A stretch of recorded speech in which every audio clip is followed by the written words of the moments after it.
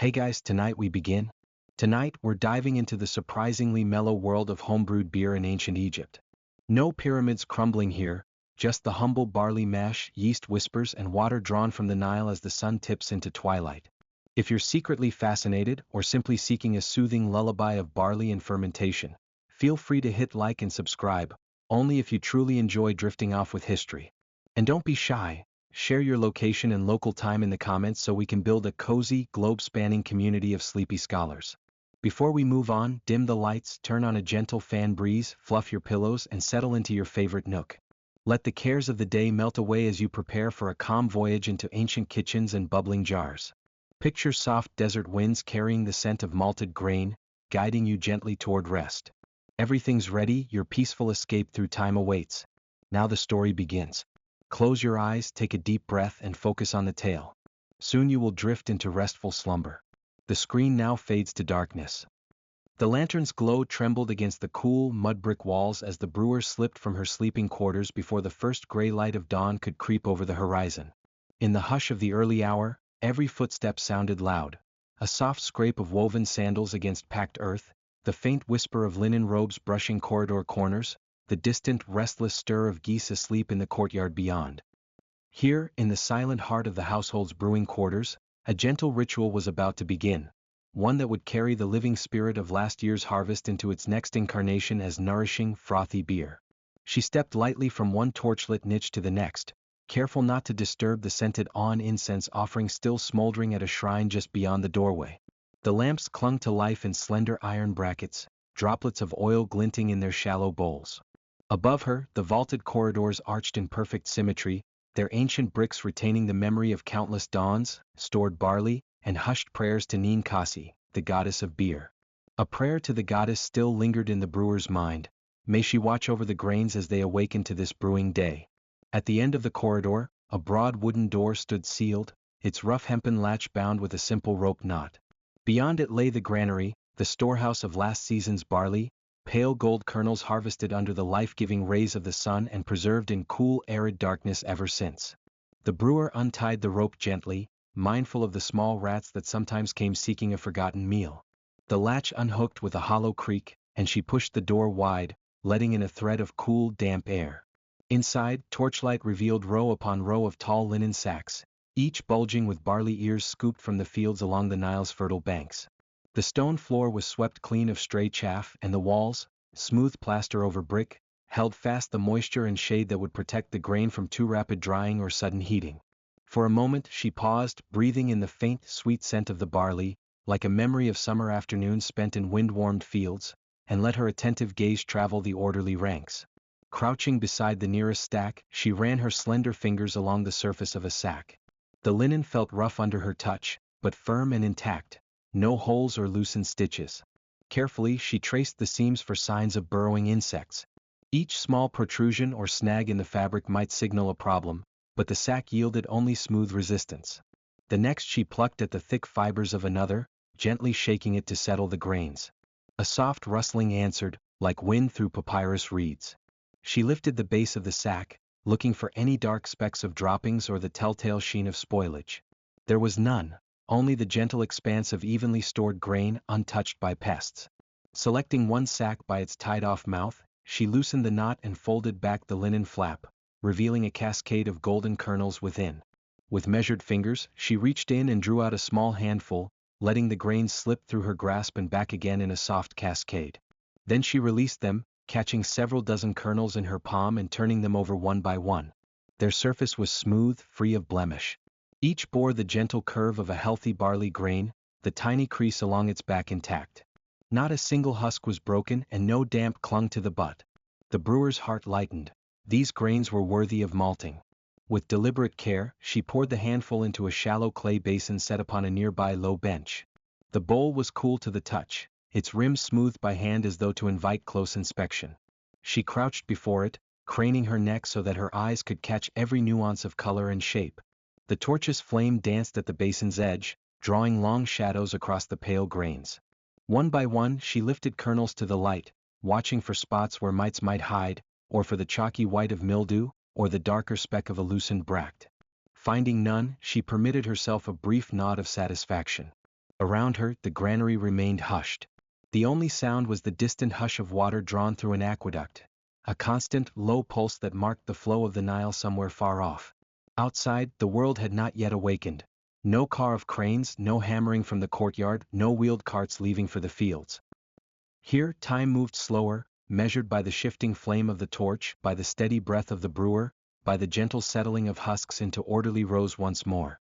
The brewer allowed herself to remember the long process that would follow. First, the soaking of grains in the cool Nile water, then the careful germination under watchful eyes, the sun-warmed stone floors for malting, the crackle of the mash under flame, and at last the ritual siphoning of fragrant wort into earthen jars. But in this moment, there was only the granary, the barley, and the promise of transformation. Each kernel held within it the power to awaken, to release sweet starches, to become more than it had been. She rose slowly, cradling the empty basin in her arms, and stood once more before the sacks, her silhouette framed by the torchlight. A breeze whispered down the corridor, tousling her dark hair, carrying with it the faint scent of clay ovens firing beyond the courtyard walls. The world was still asleep, yet beneath every crevice of this ancient house, a quiet energy pulsed, gathering beneath the coming sun. Today that energy would flow into a simple, humble brew, a beer that would moisten parched throats, enliven the spirit of laborers, and honor the ancient traditions handed down by temple brewers and ancestors long gone. Gently, the brewer tied the basin to her belt and began to gather her tools for the next step. The clay vat for soaking, the reed mat for covering, the small bowl of fresh water to refresh the grains as they swollen. But before she departed, she paused at the threshold of the granary. With quiet reverence, she pressed her palm against the cool mud brick frame and offered a prayer of thanks, to Ra for the returning dawn, to the Earth Mother for nourishing the fields, and to Ninkasi for guiding her through the steps of this ancient craft. Outside, the corridor lanterns still burned low as she made her way back, each step carrying her from the quiet storehouse into the soft promise of morning. The hush would give way soon to birdsong, to footsteps in the courtyard, to the measured beat of work in the fields. But now, as the horizon began to bloom with the first pale light, she held close the memory of the granary's hush, the smooth blankets of barley, and the solemn care with which each kernel had been chosen. This gentle beginning was the first chapter in a longer story, one of water and fire, of patient waiting and careful tending, of the ordinary miracle by which grain becomes beer. And so, in that calm pre-dawn, the brewer set her intention for the day ahead, ready to move to the next measure of this age-old symphony, the soaking of the grains in the cool caress of Nile water. Before the first pale fingers of dawn stretch over the mud brick walls, the brewer moves through the cooling air of the courtyard, his bare feet silent against worn flagstones. The day that began with the careful selection and inspection of last year's barley continues now beside the slow current of the Nile. In the hush between night and morning, all things carry the faint scent of damp earth and ripening grain. Each breath draws in the promise of transformation, the earliest step in turning harvested fields into cups of sweet, nourishing beer. A few paces from the granary, the brewer pauses at the threshold of a low stone channel, its surface dark with the night's condensation. This channel runs beyond the courtyard walls, tapping into a small side canal whose waters have carried life along the riverbank for centuries. Here, in the soft light, children's shouts from distant houses drift across rippling water, and the tall stalks of papyrus bend gently with the current's whisper. The brewer sets down the heavy clay basket of barley, its woven handle cool in his grasp. With practiced motion, he lifts a wide-necked pitcher, an ovoid vessel of polished pottery, etched with the faint outline of a reed boat, and dips it into the canal. A slow swirl of turquoise light ripples across its rim as the water sinks in. He draws the pitcher free, raises it to his lips, and tastes the river's clarity and its faint sweetness. This water, neither too cold nor too warm at this early hour, will become the vessel of germination. Without haste, he carries the full pitcher to the courtyard center, where a low clay vat, nearly as tall as his waist, stands ready on a broad stone plinth. The vat is simple in form but sturdy in purpose. Its thick walls will hold the weight of grains and hundreds of liters of water without yielding to the sun's midday heat or the night's cool. The brewer sets the pitcher on the ground, then lifts a small ladle carved from acacia wood. Scoop after smooth scoop, he pours the Nile water into the vat. Each ladleful splashes with a soft, hollow sound, liquid meeting clay, and creates ripples that lap gently against the vat's inner curve. The light changes as he works. In one moment it flows pale and silvery, in the next it gleams gold beneath an emerging sun. The brewer continues until the vat is filled nearly to the brim, leaving just enough space to accommodate the grains without risking overflow when they are submerged. He straightens, brushes dust from his tunic and steps back.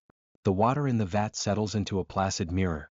The faint aroma of river sand and rising sun drifts across its surface. Returning to the granary, the brewer lifts 2 bulging sacks of barley. He carries one under each arm, muscles flexing, until he stands again before the vat.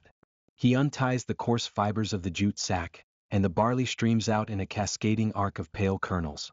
Thousands of individual grains spill over the vat's lip. Some leap into the water with quiet plinks, others tumble half-submerged, floating for a heartbeat before sinking. The brewer uses his hands as guides, nudging stranded grains beneath the surface and coaxing floating kernels to join below. Fingers brush against cool water and polished clay as he works. With all the barley submerged, the vat's water takes on the color of silt-washed sand. Tiny bubbles cling to the edges of each grain, like shimmering beads of dew clinging to a reed at sunrise. The brewer stoops to observe the grains more closely. In the half-light, they form a shifting landscape, each kernel drifting slowly in response to minute currents caused by his movements. He feels in this moment a quiet kinship with the grains. Both lie submerged in the same water that flows from the heart of the land. A soft breeze stirs the surface, forming concentric rings that flutter outwards until they touch every barley kernel. To maintain the steady warmth so crucial to germination, the brewer now turns to the linen cloth he has prepared. This cloth, woven from the fibers of flax grown along the Nile's banks, is light yet dense enough to hold heat without suffocating the grains beneath it. He unfolds the cloth, its edges fraying slightly after repeated use, and drapes it gently over the vat's mouth.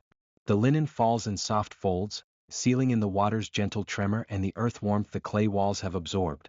As the cloth settles, it muffles the surface's slight glint and reduces the breeze's effect, ensuring the barley will rest in a calm, even temperature.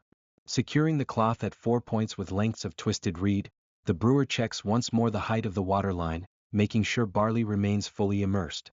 Outside, the courtyard awakens with distant footsteps and the cry of an early herdsman guiding goats to pasture.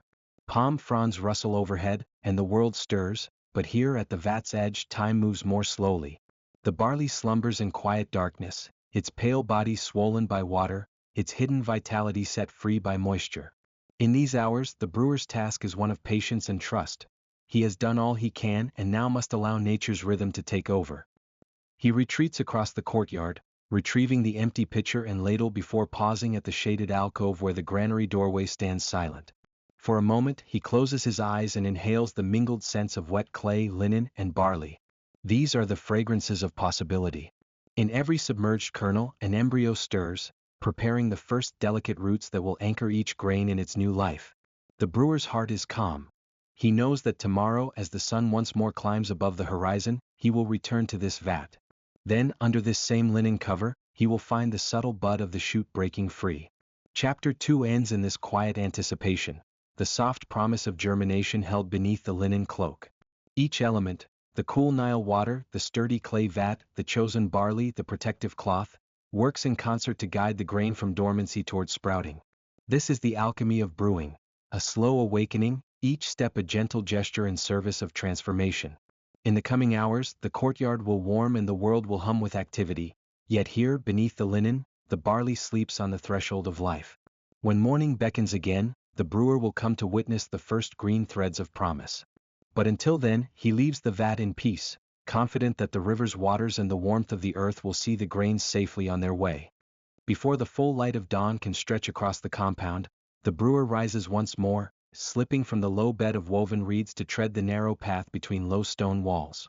A faint air of chill still clings to the courtyard as the first thin shafts of pale yellow settle on the mosaic of grain husks and clay. In the half-dark, the brewer's heart beats with quiet anticipation, for this morning brings the first signs of life stirring in the soaked barley, a delicate promise that the grain will soon transform into malt. Each day in this ancient craft is measured by the rhythms of water, warmth, and time, and today those rhythms have begun to weave their silent harmony. Stepping softly past a row of clay storing jars, the brewer's bare feet imprint on the worn tiles. A low wooden bench stands nearby, its surface scattered with tools of observation, a slender wooden paddle, a small bronze blade for note-making, and the shallow basin once used to taste the canal water. A linen strip damp with the cool moisture from yesterday's soaking lies folded at one end of the bench. Beneath a simple canopy of woven palm fronds, a large clay vat sits waiting, its edges chapped and smoothed by countless hands. Carefully, the brewer reaches for the edge of the linen covering and raises it in one fluid motion. The cloth slips free to reveal the barley below, and the brewer pauses, breath held. The grains, once hard and dusty, now appear swollen, plump crescents of pale cream and muted gold. Minute shoots barely longer than a finger's breadth press against the husk seams, like the very first green tip of a reed emerging from water. Tiny rootlets coil and curl, promising the controlled fury of germination that will release the enzymes needed to convert starches to sugars. In this suspended moment, the brewer beholds the silent miracle that has taken place in the dark hours. Life unfurling in each kernel harnessed for the sake of a humble yet sacred elixir. With gentle curiosity, the brewer dips a palm into the vat, letting cold water bead along the skin. Fingers part the grains with surprising ease.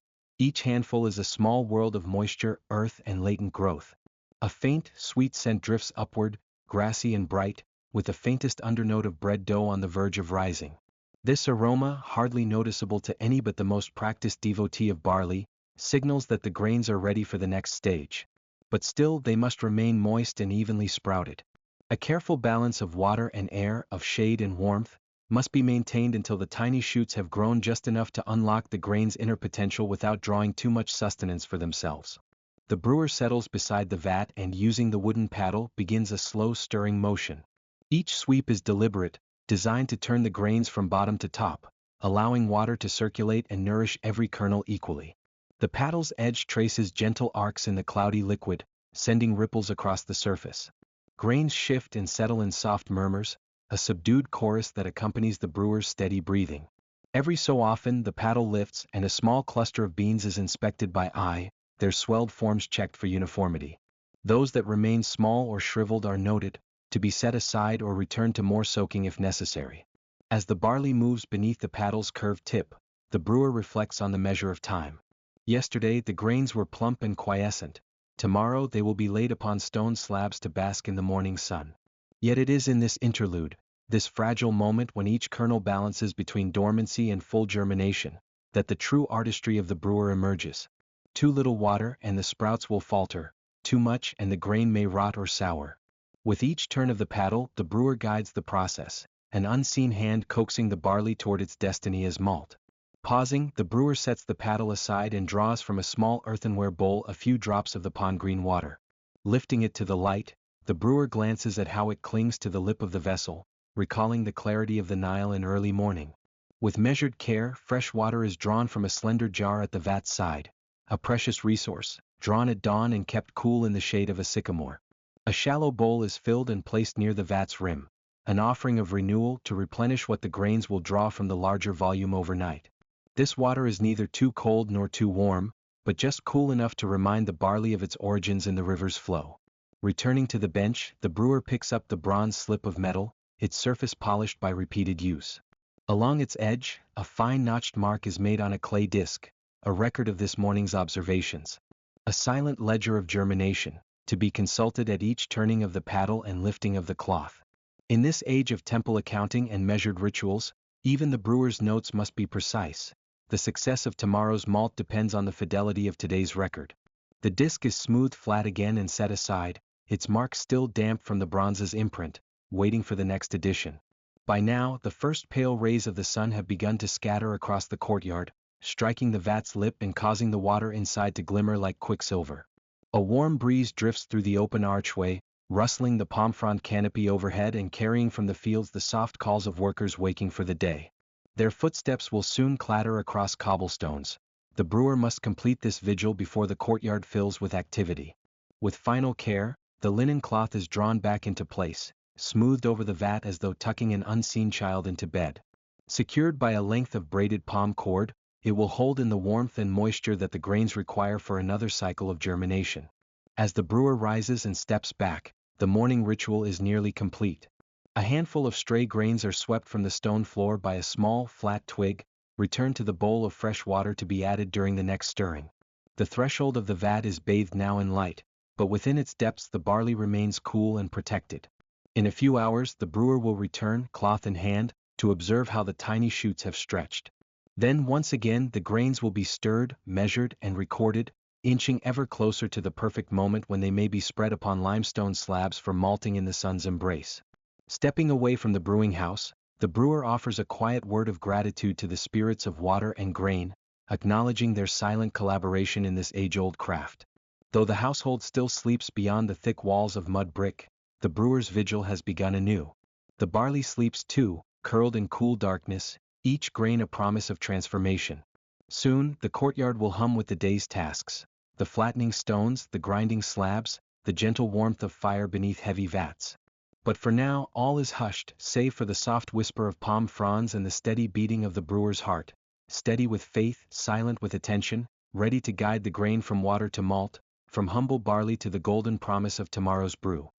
The limestone slab lay warm beneath the ascending sun, its pale surface already suffused with the gentle heat of morning. From the low arch of the brewing house, a hush still clung to the air, broken only by the distant murmur of the Nile flowing in its slow, relentless course. The brewer approached with deliberate steps, each one measured, respectful of the day's most delicate labor. In one hand, a clay vessel held the partially germinated barley, in the other, a simple wooden paddle, tools essential to the ancient craft. The slab itself, hewn from the limestone bedrock that ran through the nearby quarries, was the perfect platform, cool enough to draw away excess moisture, yet receptive to the warmth of the sun. Gently, as though handling newborn chicks, the brewer scooped a generous handful of the sprouted grains. Each kernel bore the faintest emerald tip, a tender shoot reaching toward life. The sight called to mind the promise of sweetness locked within those tiny sprouts, a sweetness that would one day bloom as the golden beverage sought by every household along the riverbanks. He let the barley fall onto the stone in a narrow mound, watching it tumble in soft arcs, the pale beige grains interspersed with streaks of pale green. A faint aroma rose from the heap, a mingling of fresh water, the musty earth from which the barley had emerged, and the hint of crisp vitality that germination brings. Setting down the clay vessel, the brewer took up his paddle. Its handle was worn smooth by countless seasons, and the broad blade bore subtle grooves carved by hand. With rhythmic patience, he spread the mound of barley into a thin, even sheet that fanned out across the slab's surface. The movement was unhurried, punctuated only by soft scraping sounds as grain met wood. He aimed for a single layer no more than a finger's depth, so that each kernel would receive the gentle warmth and the breath of open air. Too thick a pile might smother the sprouts, causing uneven malting, while too thin a scatter risked drying them too quickly. The ideal layer had to be just so, and he worked until it lay uniform and airy. Dipping his hand into the barley, the brewer turned individual kernels, coaxing each to lie exposed to the light. Fingers brushed against the small shoots, guiding them upward, ensuring that no sprout curled back into the mass where moisture might collect. In the quiet, he could hear the nearly imperceptible sighs of the grains settling against the stone, the faintest whisper of growth. He paused now and again, adjusting the spread, stepping back to see if the sheet shone evenly, catching glimpses of sun on each tiny kernel. The slab, angled slightly toward the east, caught the first rays of dawn without exposing the barley to the fierce midday heat. This orientation would allow the malt to dry slowly, preserving the enzymes essential for the eventual conversion of starch to sugar. A soft breeze drifted in from the doorway, carrying the scents of the courtyard beyond, the dust of swept paths, the lingering traces of incense still warm from the temple offering, a hint of roasted grains from a neighboring house. The brewer closed his eyes for a moment, inhaling deeply. He could feel the day unfolding, a slow opening of possibilities. Here, on this stone floor, was the quiet beginning of a process that stitched together earth, water, and human hands. Each breath, each thoughtful turn of the kernel, was a step toward the transformation that would yield nourishment and delight for the coming evening. He set the paddle aside and knelt at the edge of the slab. With the same care one might use to tend a fragile sapling, he lifted and turned small clumps of barley, ensuring that none remained hidden beneath. The rising sun cast subtle shadows between the grains, creating a tapestry of light and dark across the slab. As he worked, he reflected on the lineage of this simple act. Generations of brewers had performed these precise motions, guided by their own fields, their own harvests. They had whispered prayers to Ninkasi, imploring her blessing and protection for the fermenting vessels to come. Though the brewer's household was modest, the reverence was no less profound. Each cycle of malting and brewing tied them to a grand tradition that stretched back over centuries. His fingers brushed against a stray pebble lodged among the grains. Picking it up, he brushed it free of grit and set it aside, a small guardian of purity. A pair of sparrows flitted past the open archway, their song bright against the muted tones of the brewing house. They hopped near the threshold, pecking at stray seeds, oblivious to the careful choreography unfolding just inside. Beyond them, the courtyards of nearby homes were stirring. A woman bearing clay jars of water, a child trailing a handful of dates, perhaps destined for sweetening a later batch. But here, in the hollow hush of the malting chamber, the brewer remained alone with his task, each turn of the barley an act of quiet devotion. Time stretched, measured not by the ticking of a clock but by the slow ascent of the sun's warmth and the measured breath of the grains as they acclimated to open air. The brewer rose and stretched his back, savoring the gentle ache that came from stillness and attention. He retrieved a small fan, woven reeds bound by twine, and with broad, measured strokes, he eased a current of air across the surface. The motion was almost ceremonial, the fan's cool breeze mingling with the sun's heat to cradle the barley in a balanced climate. Any sudden gust might send grains skittering across the floor or shock the tender shoots. Any stagnation might encourage unwanted moisture. This subtle harmony of gentle movement was yet another element in a process as precise as it was patient. A few stray insects crawled along the edge of the slab. The brewer brushed them away, mindful that even the smallest presence might mar the purity of the malt. He spoke softly to the barley, a low murmur that carried no specific words but conveyed reassurance. He trusted that the grains, responding to his touch and the day's unfolding light, would bend toward their destiny, to become sweet malt, ripe with the enzymes needed to transform starch into the sugars that give beer its life. As the sun climbed higher, the brewer stood, moving to refill the clay vessel with water. He drew from a stone trough cooled by the morning chill, letting the liquid pool and settle. Another cloth, fine and damp, was folded and laid at hand. Soon he would return to lay a gentle cover over the slab, guarding against any sudden drafts and preserving just enough moisture to prevent the grains from drying too swiftly. The rhythm of these moments, the turning of grain, the fanning of air, the patting of cloth, coalesced into a meditation on transformation itself. In the stillness he felt time both slow and expand. Each kernel he had touched carried within it a promise of sugar and of effervescent life. And though the process would continue over hours and days, through heating, resting, fermenting, it was here, in this quiet hour, on this sun-warmed stone, that the first chapter of the beer's birth was written. The brewer stepped back and surveyed his work, a delicate sea of barley sprouts, arrayed with care, bathed in a gentle light. With one final breath, he whispered a silent blessing, gratitude for the grain, the sun, the ancient wisdom that guided his hand. Then, gathering his tools, he turned toward the courtyard, ready to attend to the next duty, content in the knowledge that the malting, slow and sure, would carry on in his absence. The barley lay open to the sky, unfolding in warmth and light, an act of patience, a pledge of transformation, a quiet promise of the golden draught that would someday comfort and sustain. Soft golden light pools across the courtyard as the brewer steps outside, balancing the flat limestone slab in her arms. Dawn is fully awake now, pale fingers of sunlight stretching across the sun-baked courtyard walls. A cool, early breeze drifts down from the sheltering palm groves, carrying with it the faint scent of damp earth and distant river water. In her careful hands, the slab holds hundreds of tiny kernels of sprouted barley, each crowned by a delicate, translucent shoot. The barley glows in the new light, pale green and amber where the grain has begun its slow transformation. At this hour, the world feels hushed and expectant, as though the very air pauses to witness the brewer's next step. She chooses a spot where the stone floor tilts gently toward a small channel cut long ago into the paving, a narrow trench that will carry any lingering dew away from the drying grains. With deliberate movements, she lowers the slab into place, adjusting its angle by nudging a fragment of broken pottery beneath one edge. The barley settles, nests of kernels forming patterns almost like desert ripples. The brewer straightens, hands resting on her hips, and for a moment she watches the sun continue its slow climb, turning the limestone pale pink, then brightening it further to a soft ivory. The heat rises gradually beneath her bare feet, warm but not yet fierce. It is the moment when the air begins to promise that larger warmth to come. Overhead, a solitary sparrow flits along the courtyard wall, its song weak and intermittent as it greets the morning. The brewer returns her gaze to the barley, noticing small dark shapes scuttling among the kernels, tiny beetles or ants drawn to the moisture still clinging to the sprouts. She lifts a narrow reed whisk from the threshold, its bristles fashioned from stiff river cane, and sweeps gently across the slab's surface. Each stroke sends a handful of stray insects tumbling away, their glossy bodies disappearing into cracks between stones. She works methodically, never hurrying, aware that the sprouted barley needs a uniform drying so that no patch of green retains too much dampness. If left uncorrected, uneven drying could send some grains into decay, and that would spoil the flavor and strength of the beer. As she sweeps, the brewer becomes aware of sounds stirring around her. In the distance, other workers pass through the courtyard gates, baskets balanced on their heads, headed for fields where tender shoots of grain sway in the breeze.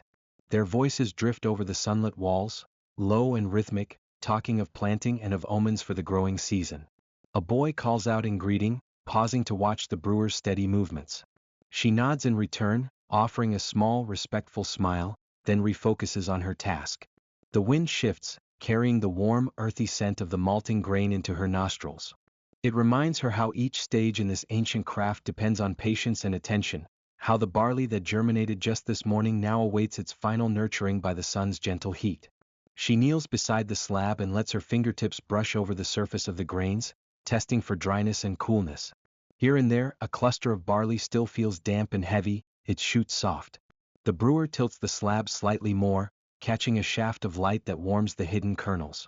She leans forward, her face still calm and composed, and breathes in slowly, as if inhaling the very essence of what will become beer. Between each breath, she hears her own heartbeat, steady and measured, a quiet echo of the rhythms that guide this work. Time seems to move in tandem with the barley's gentle exhale of moisture, both unfolding slowly under the morning sun. Beside her, a low clay water jar sits open, its surface mottled with sun and shadow. Every so often she bends to it, dips 2 fingers into the cool water, and flicks droplets across the limestone slab's edge, ensuring that the receding dew washes away unimpeded.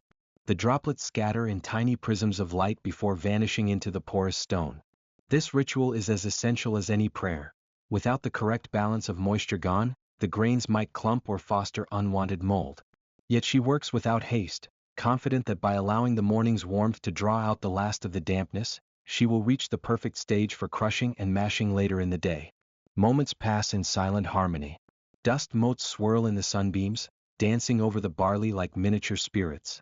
The brewer closes her eyes briefly, feeling the heat brush her cheeks.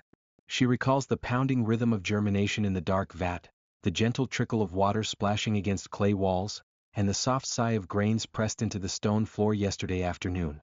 All these steps ripple outward toward this very instant. She lifts her head, opens her eyes, and notes that the sun has climbed higher now, its light spilling fully across the courtyard.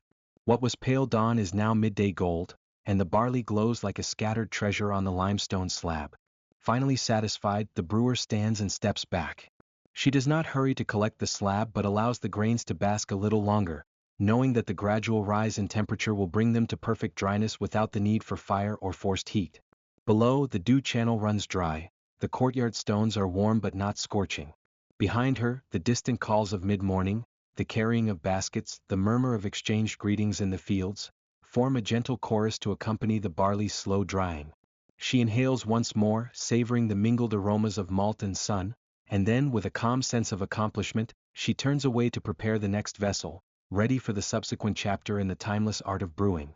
The cool breeze that slips through the open courtyard carries with it the memory of dawn's gentle warmth still clinging to the stones. At the center of the brewing house, on a woven mat of palm fronds tightly bound by thin strips of reed, lie 2 smooth, rounded grinding stones, one larger, heavier base stone, and its smaller counterpart, shaped like an oval palm, worn down by years of steady use. The stones glint faintly in the early morning light that drifts through a latticed window, illuminating the subtle grains of quartz in their surfaces. The brewer pauses for a moment, inhaling the mingled scents of sun-baked limestone and the faintest hint of the earth's cool moisture, before kneeling on a small mat of soft clay and spreading a generous heap of dried, malted barley between the 2 stones. His fingers, roughened and calloused from seasons of labor, move deftly to position the grains. Each kernel is coated in a fine golden dust, the vestige of the malting process and the promise of starches that lie within. He thinks back to the barley's journey, from soaking in Nile water to gentle germination, then sun-drying under the watchful eye of Horus rising in the eastern sky. Now the final transformation awaits, the cracking of husk and shell to unveil the heart of the grain. It is here, in this slow rhythmic ritual, that raw kernel becomes malt fit for the sweet, heady brew that will sustain household and temple alike. With a measured exhalation, The brewer lowers the upper stone, feeling its warmth against his palm.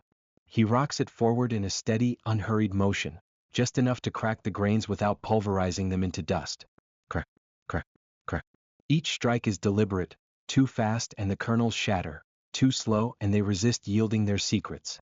The mat beneath cushions the stones, allowing them to pivot soundlessly as the brewer guides them. The faint, staccato rhythm echoes through the cool corridor, a quiet percussion that seems to harmonize with the distant melody of birdsong drifting in from the Nile gardens beyond. As the husks split, a soft golden breeze of fine chaff drifts upward, carried away by the slightest stir of air. The brewer pauses and breathes in deeply, tasting the faint sweetness that clings to each fragment. He sweeps the chaff aside with his forearm, gathering clouds of dust into small, deliberate movements. With each sweep, the rough outlines of the coarsely broken malt become clearer, grains half opened, others lightly fractured, some merely nicked at the edges. It is precisely this variety of crack, the coarse, the medium, the almost intact, that will determine how the water later soaks into each piece, extracting sugars at just the tempo the brewer desires.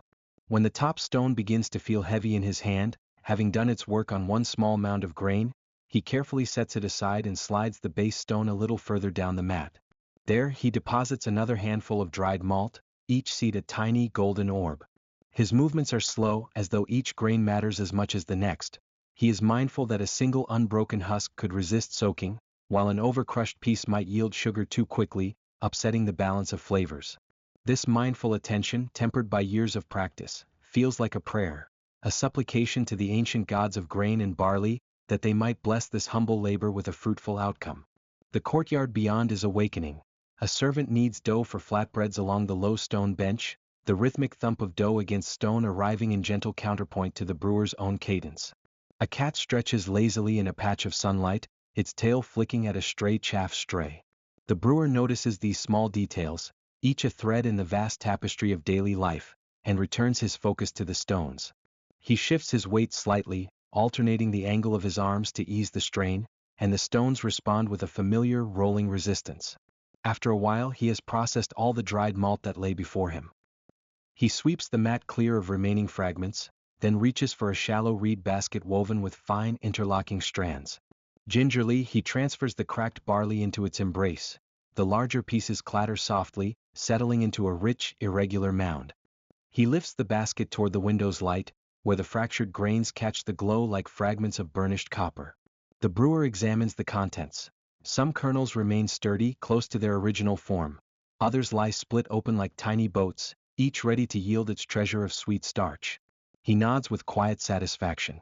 He gathers the stones and places them aside, covering them loosely with a linen cloth to keep the remnants of grain from drifting into the air.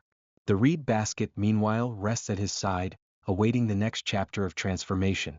Soon he will measure and mix the crushed malt with water, coaxing from it the sugars that will feed the yeast and carry the ferment to life. But for now he allows himself a moment of reflection. Each stage of this ancient craft, soaking, sprouting, drying, malting, and now crushing, has been shaped by centuries of hands that came before, within temples and households, across the sands of time.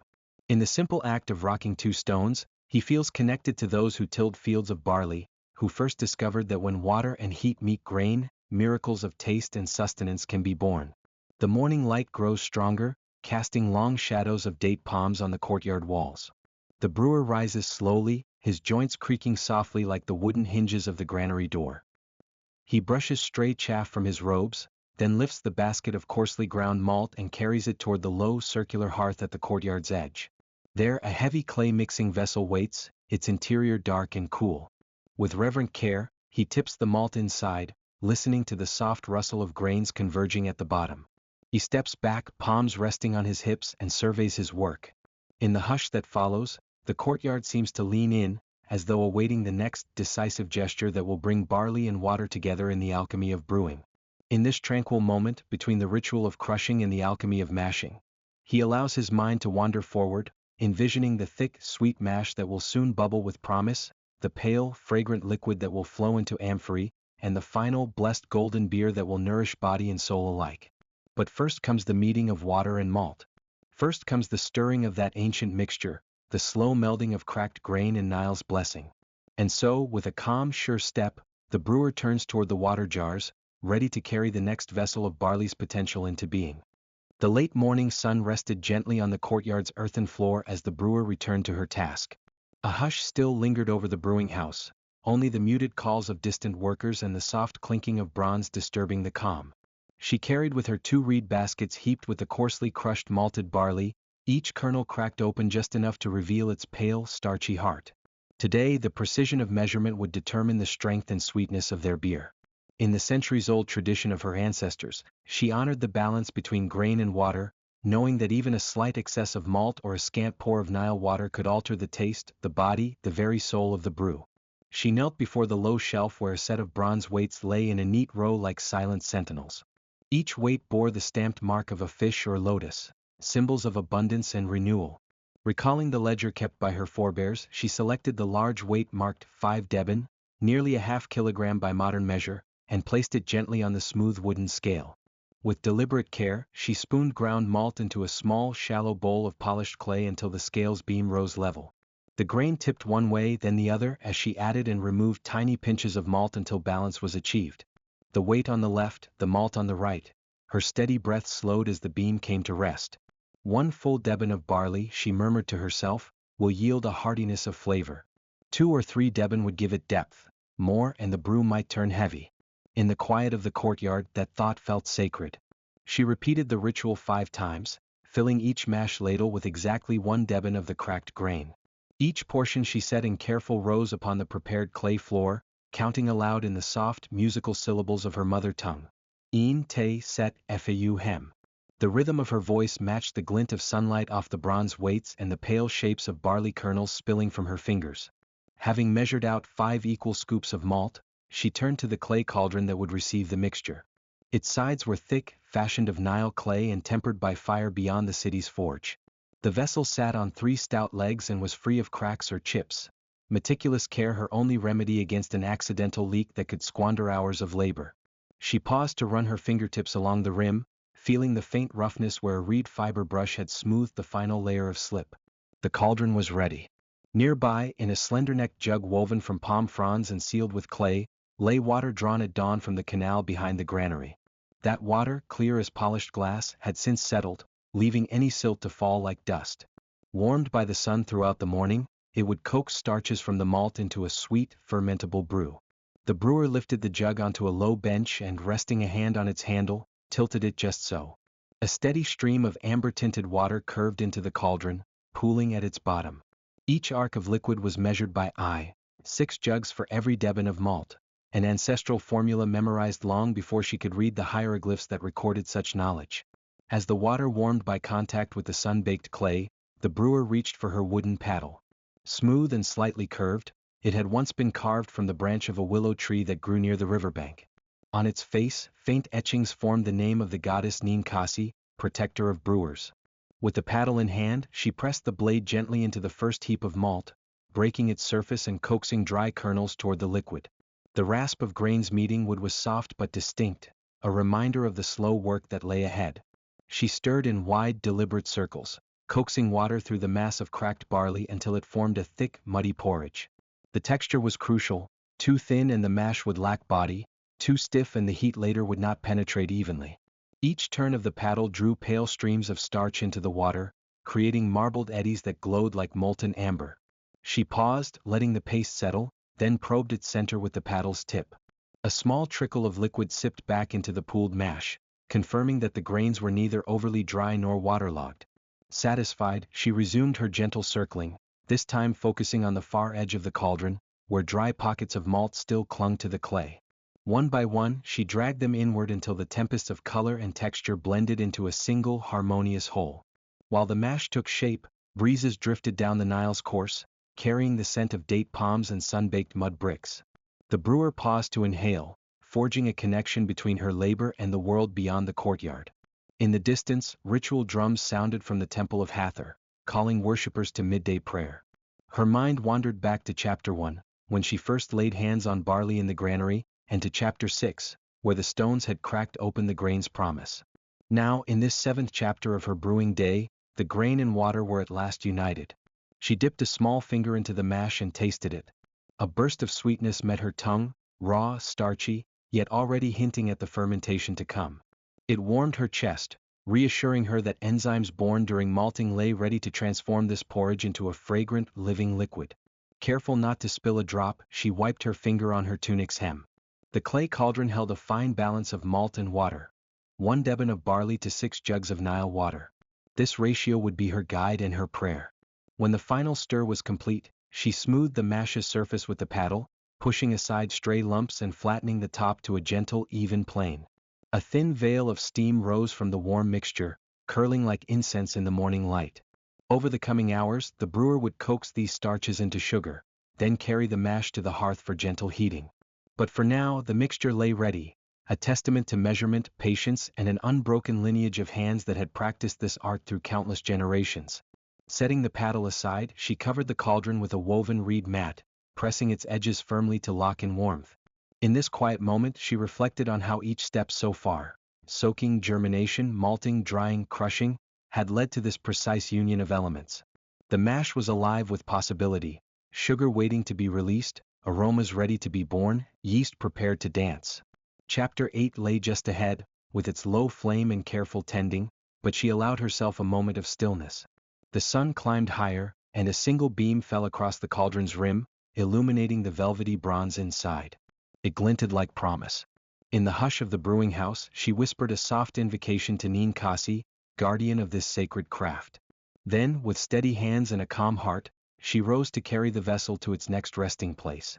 Thus closed the chapter of measuring and mixing, and opened the door to transformation. In the stillness of the mid-morning courtyard, the brewer pauses for a moment to breathe in the mellow warmth that has begun to seep beneath the walls.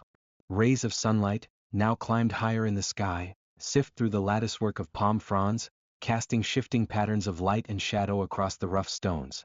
This is the hour to kindle the fire that will coax fermentable sweetness from the milled barley. The brewer moves with calm deliberation, mindful that a restless flame or an uneven temperature might thwart the patient work of enzymes. From a low shelf, a woven wicker basket is lifted and set gently upon the ground. Within lie tightly bound bundles of acacia wood and slender twigs of willow, both prized for their slow, sustained ember. The air carries the faint fragrance of dried reeds and the lingering tang of the canal water still clinging to the brewer's robes. Each breath reminds the mind of the task ahead, to transform the mash into the sweet liquid that will become beer, a gift of the earth's bounty and human skill combined. The brewer arranges the hearth in a small alcove of the courtyard, far enough from the wind to preserve the heat, yet open to allow smoke to drift skyward. With practiced hands, a tripod of bronze legs is set directly over a shallow pit, its edges warmed by earlier days of brewing. The pot to receive the mash, a generous clay vessel shaped like a squat amphora, rests on the tripod's rings, ready to cradle the dense mixture of ground malt and Nile water. The brewer kneels before the pit and lifts a woven fan of woven reeds. A few breaths of air turn to soft currents beneath the support stones, encouraging a small, smoldering ember seated among the wood to flicker to life. Embers glow cherry red, then drift into slender tongues of flame. The crackle is gentle, a subtle reminder that nothing hurried can produce the sweetness sought. With the fire kindled and stable, the brewer stands to gather a small pile of slender sticks, each no thicker than a finger. These are added one by one to maintain a slow, even burn.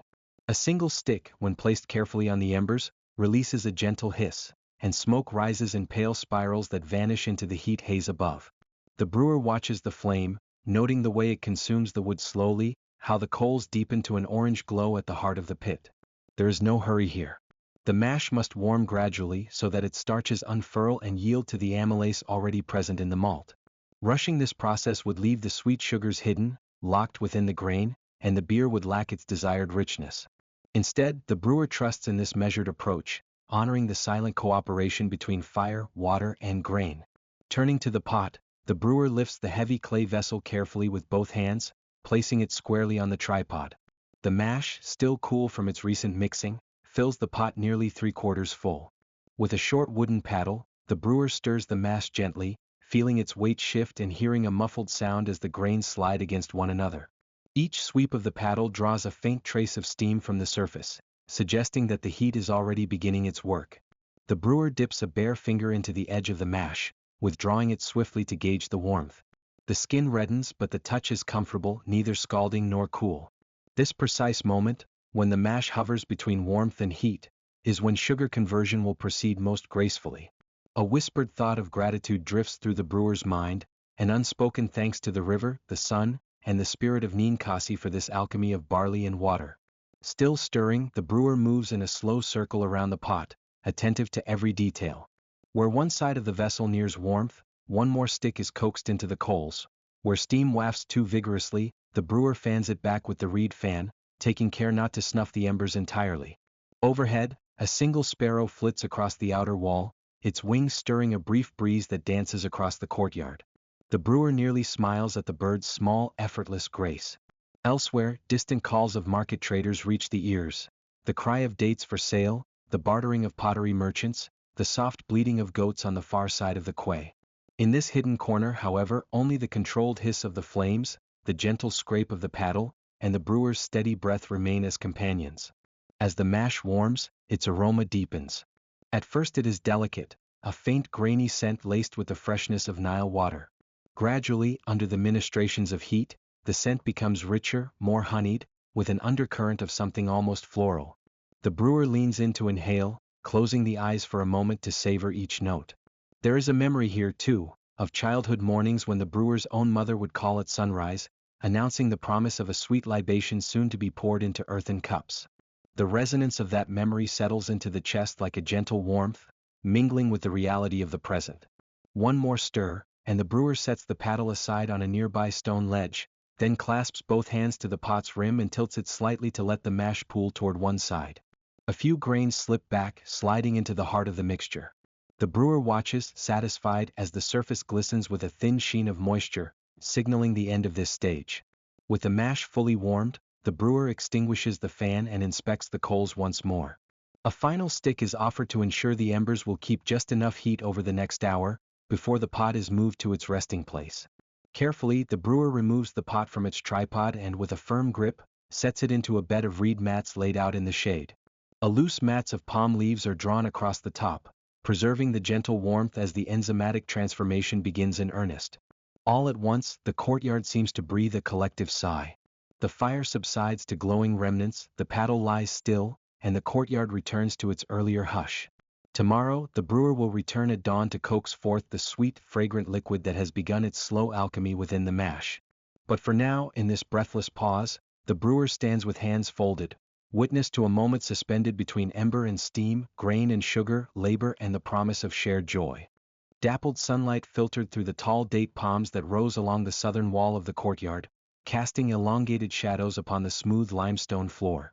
The heat of midday, so fierce when unbroken by shade, now softened into a gentle warmth that mingled with the cool breeze drifting down from the Nile.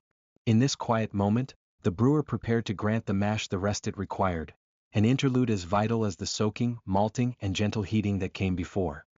Here, in a calm corner beneath the lattice of woven reeds, the subtle alchemy of conversion would unfold, turning heavy starches into sweet, fermentable sugars that whispered promises of tomorrow's fermenting jars. First, the brewer gathered his tools, the heavy clay cauldron still radiating a faint glow from the embers that had warmed its base, the simple reed mat woven deftly by his wife from tall marsh grasses, and a small stool carved from acacia wood, low and sturdy, upon which he would sit. With steady arms, he lifted the pot of steaming mash and carried it across the courtyard, feeling the relief of cooler air brushing against his forearms. The fragrant steam rose in lazy spirals, carrying hints of roasted barley, honeyed notes from crushed dates left in the vessel earlier, and the faintest trace of the river's mineral tang.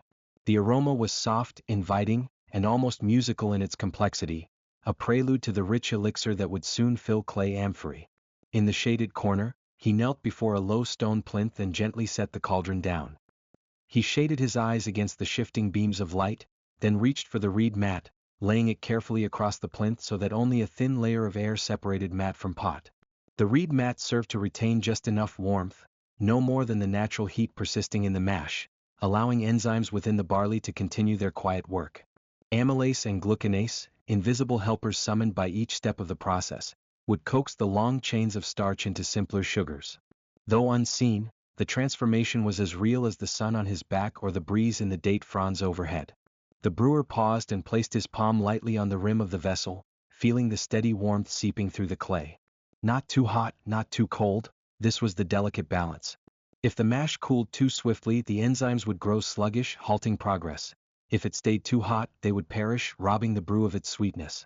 In this shaded refuge, the temperature would hold, tempered by the earthen walls and protected from midday glare. With a soft exhalation, the brewer arranged the mat to drape loosely, forming a shallow tent over the cauldron that would keep warmth from escaping too quickly while still allowing the fragrant steam to breathe into the courtyard air. Drawing back, he selected his small stool and settled onto it, crossing his legs at the ankles as he leaned forward to rest his elbows on his knees. From this vantage he watched the pot, scarcely moving, alert to the faintest sign of change. Around him the world felt hushed. A pair of swallows dipped low over a nearby water trough. From the temple beyond the orchard, a distant chant rose and fell in melodic cadence. The courtyard, normally alive with laborers bustling between fields and granaries, was momentarily still. Even the slapping of woven mats overhead, where cleaners shook dust from linens, had softened to a distant rustle. In such calm, the brewer felt the steady pulse of time itself. He closed his eyes briefly, inhaling the mingled scents of malt and Nile dust. Each breath drawn was a meditation on the transformation happening within the pot. He thought of the barley kernels as seeds of life, their hidden potentials awakened by soaking, germination, drying, crushing, and heating. Now, in this moment of rest, the barley stood on the threshold of sweetness. Throughout the centuries, no craftsman had witnessed this particular shift more intimately than he. He felt gratitude toward the gods who had taught mortals this art, Thoth for his wisdom, Geb for the fertility of the land, and Ninkasi, whose blessing guided every brewer's hand. From time to time he leaned closer, placing his ear near the pot's lip to catch the soft hiss of steam. It rose in intermittent breaths, as if the mash itself were alive, exhaling in contentment. He brushed a stray lock of hair from his forehead, noticing a bead of sweat gleam near his temple. Yet he did not rise to wipe it away. In this labor of patience, he had learned that small disturbances could slow the work of enzymes. Better to endure the heat for a few more moments to ensure the sweet reward ahead. As minutes passed, the brewer's mind drifted through the day's earlier tasks. He recalled sinking his hands into the cool canal water to fill the clay vat, listening to the soft splash of grains as they sank beneath the surface.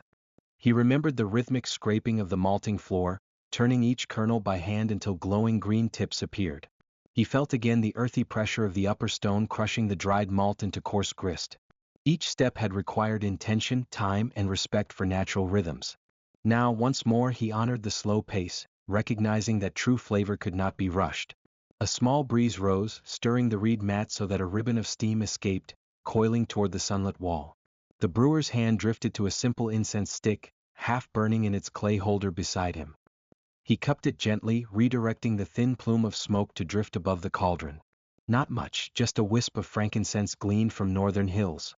The resin's sweet sharpness blended with the malt aroma, edging closer to the promise of a complex brew tempered by spice. In ancient formulae, such touches hinted at feasts and temple offerings, but here they served only to deepen his own calm reflection. He opened his eyes and studied the courtyard beyond.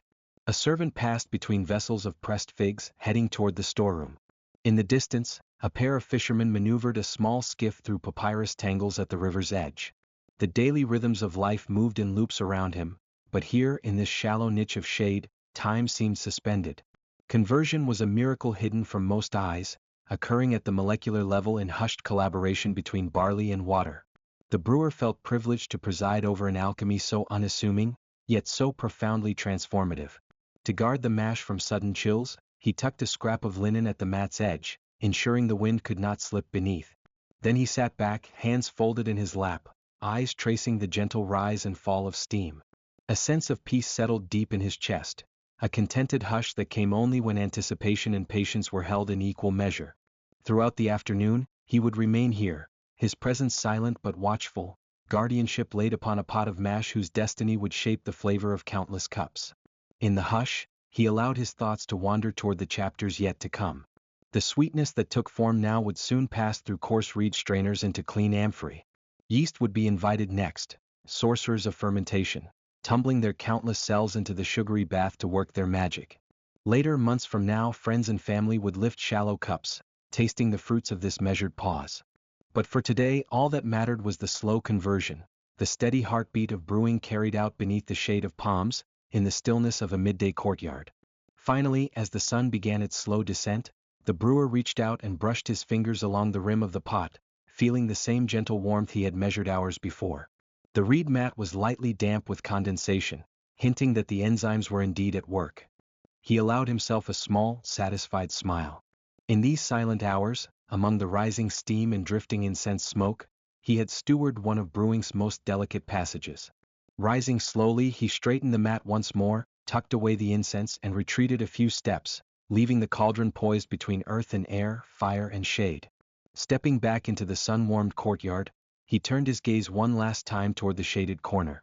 There, in the quiet space where light and shadow danced over the clay pot, the mash continued its gentle transformation, an unhurried promise of sweetness waiting patiently to be born.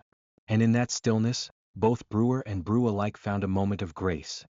A soft light lay across the courtyard stone when the brewer rose from her seat beside the shaded mash pot. The air was still warm with the gentle heat that had coaxed starches into sugars overnight. A few wisps of steam still curled from the rim of the large cauldron where the thick porridge-colored mash had undergone its slow conversion. Nearby, a coiled reed mat offered a coarse surface for straining. In the hush before midday clustered workers, she prepared to draw off the sweet liquid, known as wort, into its awaiting vessels. She pressed both palms against the lip of the earthen cauldron, feeling its warmth pulse beneath her fingers. With careful strength she lifted the pot by two short handles, guiding it in a deliberate tilt. A thin trickle of golden liquid slid over the clay edge, pooling at the crown of the reed strainer. Each drop that passed through sifted out husk fragments and insoluble bits, falling clean and pale like molten sunlight into a waiting basin below. The brewer's eyes never wavered from the flow. She watched the liquid's clarity, the bright currents as they gathered without turbulence, promising a smooth fermentation ahead. Once the first basin was filled, she set the cauldron down and lifted a clay jug, eyed next to a row of tall amphorae wrapped in palm fiber cords. The jug served as an intermediary measure.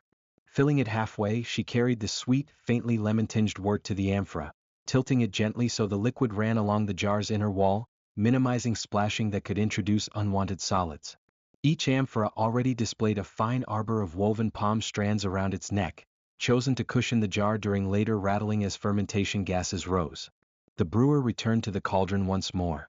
This time her movements were slower, steady, each pour intentional, each vessel's neck monitored for overfill. A slight quiver in her wrist slowed the final drop, and she withdrew the jug, wiping its rim with a lint-free cloth. The palm fiber wrapping seemed to respond with a soft whisper under her touch, as if eager to cradle the blossoming brew. When the jars stood filled 3/4 full, she paused.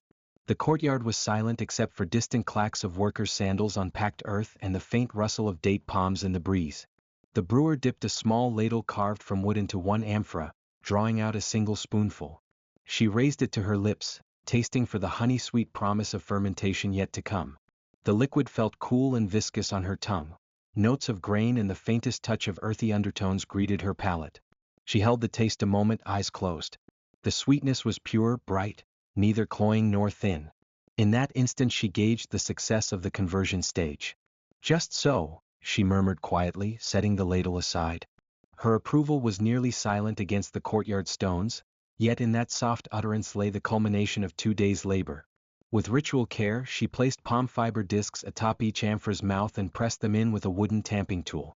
The discs fit snugly, sealing the vessels from dust and insects, while still allowing microscopic air exchange essential for yeast to begin its gentle work. She smoothed the edges of each seal with her thumb, leaving no gaps through which unwelcome pests might enter. Then, one by one, she aligned the amphorae against the cool northern wall of the brewing house, where late morning light cast soft shadows. There, the stones remained temperate, sheltered from direct sun. The jars settled into a neat row, leaning slightly so any residual liquid would gravitate toward the seal, reinforcing its hold. The brewer placed a charcoal tally mark on each jar's shoulder, denoting the date and the batch number in stout hieratic script. These marks would guide her midday checks and afternoon stirrings in chapters still to come. As she finished, the breeze shifted, carrying the blended scents of malted barley and sun-warmed reeds. She paused, inhaling deeply, letting the memory of the mash's transformation linger on her senses. In that moment, she acknowledged the silent presence of ancestors, brewers whose methods had come down through generations, refined and conserved in temple tablets and whispered instructions. The steady cadence of her breath matched the measured beat of the courtyard's life as she considered the next steps. Blessing the brew to invoke Ninkasi's favor, midday sampling, and gentle rousing of the ferment. Before leaving the jars to their work, she retrieved a small chipped cup filled with cool Nile water. With this she gently rinsed the reed strainer, collecting the remaining dribbles of wort into a narrow-necked vessel destined for tomorrow's morning bread and beer porridge. Each grain-laden fragment held still more nourishment, too precious to waste. Finally, she wiped her hands on a cloth dusted with barley husk, smoothing stray fibers between her fingers. The clatter of ladles and sinking sigh of idle workers now reached her as the courtyard stirred with midday activity. Yet here, by the row of sealed amphorae, time felt slowed. The brewer recognized that the transformation she had set in motion would unfold invisibly over hours, until sugars became gas, until simple grain and water blossomed into beer. She stepped back, surveying her row of vessels, each one a vessel of potential, each mouth sealed, each jar waiting in patient silence. A soft satisfaction warmed her chest. Chapter 10 The first fermentation transfer was complete. In the quiet courtyard, amber jars held the promise of a new day's joy. And as she crossed the threshold back into the brewing house, she carried that promise with her, ready for the next ceremony of taste, prayer, and careful tending that lay ahead. The courtyard lies hushed beneath the heat of the late morning sun. The tall walls of the brewing house hold back the desert wind, sheltering a small grove of date palms whose fronds cast mottled shadows across the limestone floor. Along one wall, the row of sealed amphorae stands like silent sentinels. Each jar bears the rough seal of clay and palm fiber, its mouth bound tight against dust and unwelcome air. Between them, a narrow gap allows a sliver of breeze to slip in, stirring the faint headspace above the sweet wort within. The air tastes faintly of malt, and every inhalation brings to the nose that soft, earthy aroma of grain ready to become beer. In this stillness, the brewer moves with measured steps. Bare feet press against the cool stone. The soles bear the faint imprint of the granary mat and the adze marks painted into the threshold at dawn. Now, in the calm between tasks, there is one last rite to perform, an invocation of Ninkasi, the beloved goddess of beer, whose blessing the household seeks for the days of fermentation to come. The brewer pauses before the low doorway of the brewing chamber, where the straw mat has been laid out since first light. This portal, through which barley has come and gone, stands ready to receive a humble offering. From a small earthen bowl at the brewer's side, a handful of pale barley grains is lifted in one calloused palm. Each kernel carries the promise of sweetness, of bubbling vitality, of life stirred by invisible spirits. With gentle precision, a few grains fall through cupped fingers and scatter across the threshold, tracing a slow arc of light against dark stone. They land in clusters as if following an unspoken design, each a quiet petition cast before the realm of the divine. The soft patter of seed on stone resonates like a distant drumbeat in the hush, a low cadence that lingers in the still air. Once the offering is laid, a length of beaten papyrus is unfurled on the flat lip of a nearby amphora. The brewer's chant, a teaching from the veteran temple brewer, carried down through seasons and gifts of barley, awaits recitation. The papyrus scroll bears lines of carefully inked hieratic script, each symbol a syllable in the hymn to Ninkasi. Folding the scroll with both reverence and familiarity, the brewer rises, closes weary eyes, and begins to speak in a soft, steady voice. O radiant Ninkasi, mother whose tears become beer. Through your grace the barley wakes and yields its sweetness. May your hand guide these waters, may your breath enliven this mash, and may your spirit dwell in each bubble of fermentation. The words drift upward, deliberate and gentle, carrying the weight of generations of brewers who have stood in this very courtyard and poured their hopes word by word into the midday air. With each phrase, the brewer's voice grows firmer, weaving assurance into the lines. Assurance that the enzymes will awaken, that yeast will thrive, that the liquid in each jar will transform from mere sugar and water into the fragrant, frothy beer beloved by households near and far. The chant rises in measured cadence, neither rushed nor overly drawn out, so that every inflection catches the ear and lingers in the mind before the next begins. Upon concluding the final phrase, the brewer bows low, forehead almost touching the cool stones. In that bowed moment, the bustle of life beyond the walls falls away. The distant clatter of pottery shards being mended, the soft caw of a crow perched on the granary roof, the whisper of palm fronds all blend into a single timeless hush. It is as though the courtyard itself pauses to listen, offering its silent pact that the work of brewing, this alchemy of earth, water, and spirit, will proceed under the watchful gaze of Ninkasi. Standing once more, the brewer reaches for a small clay censer positioned just beside the lines of amphorae. Inside lies a pinch of crushed resin and dried herbs, juniper berries, sweet-smelling frankincense, a whisper of mint plucked fresh before the sun climbed high. A lit ember is nestled among the mix, and the censer's lip is raised as smoke begins to curl heavenward. The tendrils of incense coil in lazy spirals, drifting toward the rafters overhead.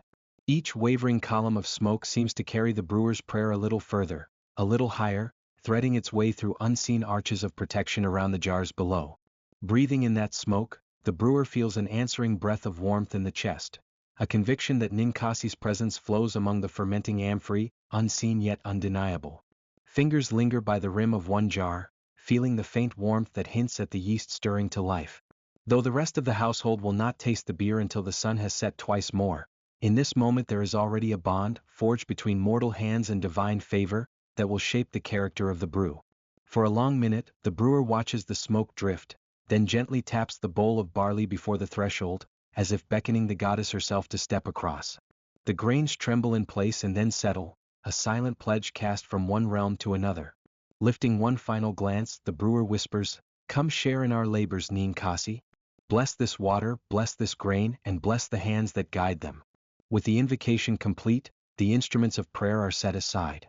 The empty bowl of barley is carried back to the workbench, while the censer's embers are allowed to smolder beneath its lid. The amphorae stand still, as though they too have been impressing the final echoes of the chant upon their clay walls. The brewer steps back into sunlight, chest lightened, mind attentive to the next task. A brief rest until the midday check, when a reed straw will dip into one jar to gauge the first stirring of fizz and acidity.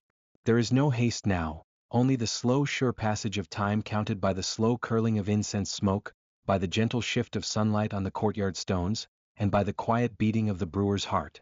This invocation to Ninkasi marks the turning point, where human craft yields to nature's hand. Soon the yeast will awaken fully, bubbles will gather at the surface, and the sweet wort will begin its slow transformation into the beer that binds family and offers alike in shared enjoyment and gratitude. As the brewer crosses the courtyard toward the granary door for a moment's rest, the mind lingers on the goddess's favor, a blessing whispered in barley and smoke, a tender vow between earth and sky. And in that lingering hush, the brewery feels at peace beneath the sun, poised to carry forward the age-old tradition of Egyptian home brewing, guided, always, by the benevolent grace of Ninkasi. At the very peak of the day, when the sun stands high and the courtyard lies bathed in its warm, unyielding light, the brewer pauses in her ritual. 4 tall amphorae, each sealed until now, stand in a straight line upon a flat stone slab that catches both heat and gentle breezes wandering through the open gateway. The courtyard's usual hum, workers at the granary, distant bleating of goats, the faint creak of a wooden mill wheel, seems to recede in deference to this moment of quiet suspense. Today marks the midpoint of fermentation, a subtle turning point in the slow transformation of barley, water, and yeast into beer.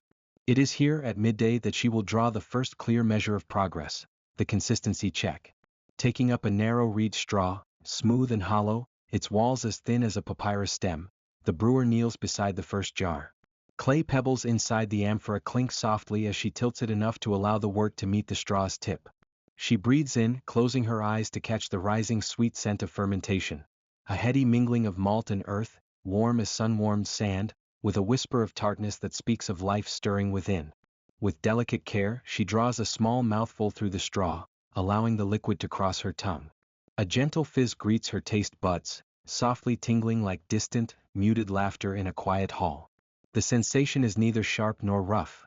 It is the measured heartbeat of yeast at work, converting sugars into alcohol and gas in a slow, unhurried conversation with itself. She opens her eyes and sets the reed aside, watching tiny bubbles gather at the surface of the sample. They rise in patient procession as though climbing an unseen ladder toward sunlight. The texture of the liquid feels weighty on her tongue, slightly viscous, clinging with a gentle warmth, and she nods to herself. It is a comfortable midpoint, not yet the rich, frothy brew of tomorrow's full fermentation, nor the pale, tenuous mixture of yesterday's mash. It is exactly where it should be.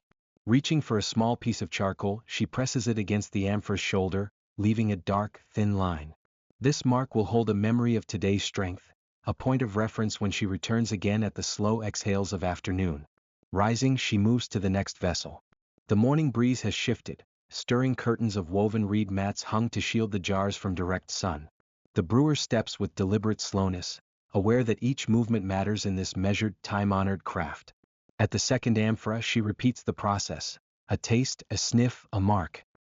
Here, the flavor is marginally richer, deepening already into notes of toasted grain, an echo of the sun's arcs over the barley fields. The gentle tang of organic acids caresses her palate, reminding her of last year's vintages, the record of seasons imprinted in every drop. Again she notes the progression, again records with charcoal, as quiet as a scribe etching daily observations onto papyrus scrolls. Between jars, she pauses for a moment by a low, earthenware basin filled with cool water drawn from a shaded well. With cupped hands she splashes her face, letting the liquid bead and drip, washing away stray grains that cling to her sleeves, soothing the heat that gathers at her temples. It is a small ritual, a living counterpart to the prayer that began this brew beneath morning skies. The basalt paving stones underfoot are hot enough to warm woven sandals. Each breath she takes carries the mingled perfumes of barley husks and drying straw, a fragrance she now associates indefinitely with patience and transformation. As she leans over the third amphora, faint hissing sounds drift upward, a soft, barely audible sigh of air escaping as the vessel is opened. That sigh is life speaking. The sample she takes is slightly effervescent, more animated than the one before, the yeast announcing itself with greater confidence. She senses the subtle increase of alcohol's warmth on her tongue, a prelude to tomorrow's fuller body. The tang has mellowed into a respectful balance with sweetness, neither dominant nor timid. This equilibrium delights her. It means the enzymes have done their work faithfully and the local wild yeast, invited into the brew in earlier hours, has taken the offering to heart. She marks this jar too, placing her charcoal line a hair's breadth above the previous one, then straightens and shifts to the final vessel. On the last amphora she stands still for a moment, gathering the scene into her memory, the lengthening shadows at the courtyard's far wall, a single white ibis strutting by the granary steps, the quiet swish of a donkey's tail. She opens the jar with reverent care, inhaling the spiced perfume that has begun to emerge. There is a suggestion here of dried date and honey, a blending of flavors not yet added but gestured toward in the complexity of fermentation itself. She tastes, and the result is a revelation. The body is almost fully formed, the carbonation gentle, the sweetness deepening into notes of roasted grain. Already she can see how future infusions, mint, cinnamon, maybe even pressed fig, will mingle with this living foundation. With a final flourish of charcoal she marks this last jar, then withdraws the reed and reseals the amphora. The brewer stands back, surveying the four dark silhouettes against sunlit stone. Each mark of charcoal is more than a simple tally. It is a testament to time's passage, to the unspoken dialogue between earth, water, barley, and yeast. She traces a fingertip over the faint lines, closing her eyes to reinforce her understanding of this moment. There is humility in the act, an acknowledgement that, though she guides and observes, ultimately the process belongs to nature. In offering tribute to Ninkasi this morning, she invoked the goddess's blessing. Now at midday she has proof in the gentle fizz and warming sweetness that the blessing endures. Behind her, the courtyard stirs once more as workers pause from midday tasks to sip figs or shade themselves in a small pavilion. The brewer returns her attention to a shallow clay bowl filled with cool water and linen cloths. She dips a cloth in the water and cleans the rim of each amphora, wiping away spilt liquid and stray charcoal dust. The simple motion is a gesture of care, preparing the jars for their afternoon rest, and it reminds her that brewing does not end with fermentation's midpoint. Soon she will stir and aerate the contents, coaxing the yeast into further activity and ensuring the flavors meld evenly. But for now, she breathes in the moment's calm, honoring the slow alchemy that has transformed humble grain into the promise of beer. With gentle footsteps, she retrieves her reed straws and charcoal from a small niche carved into the courtyard wall. She places them back in the leather pouch that will carry them through the next checks and tastings. Then, moving with steady reverence, she arranges a low woven mat nearby and seats herself in its shade. The midday sun falls away from her, the beams softened by the flicker of palm fronds overhead. She leans forward, elbows on knees, and allows her thoughts to drift over the steps yet to come, blending in herbs and honey, sharing the first cautious sips with family at sunset, offering thanks again at the household shrine. In this golden moment between preparation and completion, she rests in the quiet joy of creation, knowing that patience guided by skill has brought her here, and that, when evening shadows lengthen, she will gather each amphora once more, ready to witness the next gentle miracle of brewing. Late in the afternoon, when the sun has begun its slow descent toward the western horizon and the courtyard bricks radiate a gentle warmth, the brewer returns to the row of earthen amphorae lined against the smiling limestone wall. Each jar, wrapped in a coarse woven mat of reed and rush, hides within its narrow neck a living, breathing brew, the sweet, murky liquid in which the tender yeast has exhaled its faint, frothy spirit all morning long. The hour is quiet, broken only by the soft chorus of distant caws from ibis gorges and the muted murmur of workers as they hurry along the canal bank on their way home. Clad in a simple linen tunic, the brewer approaches the vessels with hands freshly washed in cool water drawn from the Nile. A single drop of beer, still warm from fermentation, clings to the edge of a shallow clay cup set aside at midday. In that moment, she remembers the small cup she lifted hours ago, when the first hint of effervescence rattled like whispering beads across her tongue. Now, as the sun slides lower, the time has come to breathe new life into the young fermentation, to stir and aerate, reviving the yeast and encouraging every gentle bubble of carbon dioxide to dance through the liquid's golden depths. The brewer selects a slender, polished wooden rod, smoothed by years of use, its tip delicately rounded, and lifts the mat from the first jar. A soft swirl of steam escapes into the warm air, carrying the familiar fragrance of steeped malt, faintly sweet and rich with promise. Lowering the rod into the narrow mouth of the amphora, she presses her ears close, listening for the faintest hiss, the gentle sigh that tells her the yeast still stirs to life. Then with a steady hand she begins a slow, spiraling motion, an hourglass curve that presses against the clay walls, drawing the heavier sediment upward and coaxing the lighter foam back down. Each revolution of the rod gathers a whisper of air from the courtyard and releases it into the heart of the brew, as though whispering encouragement to the invisible spirits of fermentation. As she stirs, her mind drifts back to the earliest grains she laid in the murk of Nile water, to the split husks that began to swell and sprout under the nurturing moisture. She remembers spreading them on the sun-warmed stone, every kernel turned by hand until they lay even and eager to be dried, crushed, and mashed. Now, in this quiet process of aerating the ferment, she sees in miniature all that wide cycle of preparation, the hushed anticipation in the granary, the hush of prayer to Ninkasi, the flicker of flame beneath the heavy cauldron. The afternoon stirring is but one chord in a longer melody that will echo through evening offerings and nighttime rituals before the brew finally rests, bright and golden, ready for sharing. Encouraged by the gentle softening of the mash, she moves to the next amphora. Across the courtyard, the light through a narrow window shifts, dappling the jars in a pattern that reminds her of reeds swaying in the river's shallows. She lifts the edge of the mat, revealing pale lines where small beads of condensation cling like dew on a lotus leaf. Again she leans in, lowers the wooden rod, and begins the same careful choreography. 1, 2, 3 slow turns, lifting sediment, guiding air into the ferment. At a certain moment, nearly imperceptible, the rhythm changes, the bubbling grows more insistent, and she knows the yeast has awakened fully once more. In this quiet labor, time seems to both pause and stretch. She hears the muted clatter of a jar being set to rest after its turn, the soft scrape of reed fibers sliding over stone, the distant call of canal workers drifting up on a warm breeze. Every sound, every small shift of light, becomes a companion to her stirring, a gentle reminder that this process bridges earth and sky, grain and spirit. When at last she finishes with the final amphora, she steps back and surveys the line of jars, each one now alive with renewed motion, faint eddies visible just beneath the surface, carrying suspended threads of foam that shimmer like liquid pearls. To shield them from the creeping heat of the late afternoon sun, she replaces the woven mats atop each vessel, folding their fringe down so no stray rays can warm the precious liquid too deeply. The mats are drawn snug, yet loosely enough to allow the lively carbon dioxide to escape in silken wisps that vanish against the cool interior of the courtyard. She pauses, brushing a stray lock of hair from her face, and allows herself a moment of rest. In the stillness, she senses the simmering energy within the jars, the fermentation that hums like an unseen loom weaving starch into sweetness, sugars into spirit.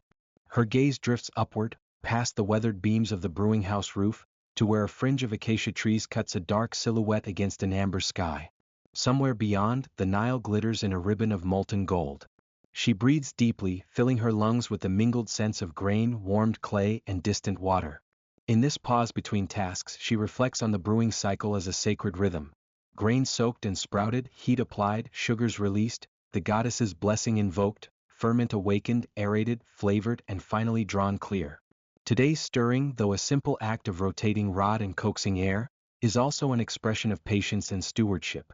It reminds her that the brewer's craft is neither swift nor careless but deliberate, attentive, and bound by respect for every element: grain, water, fire, earth, and air. Inside one amphora, the brewer has already planned to add a handful of crushed dates at the next stirring, that nod to the orchard's sweetness.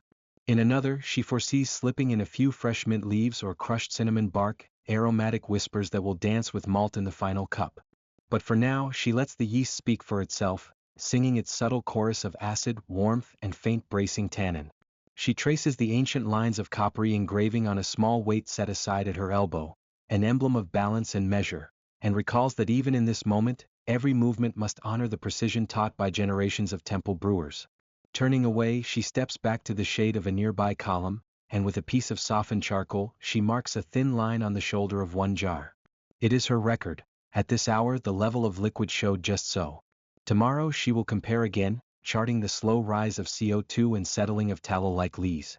Each future chapter of the brew's life, infusion of herbs and fruits, tasting circles at dusk, straining, storage, offerings to the household shrine, will depend on today's careful aeration. The yeast, awakened anew, will now feast on oxygen and sugars alike, forging the character that will distinguish this batch from all those that came before. The light fades further, and a soft hush falls over the courtyard.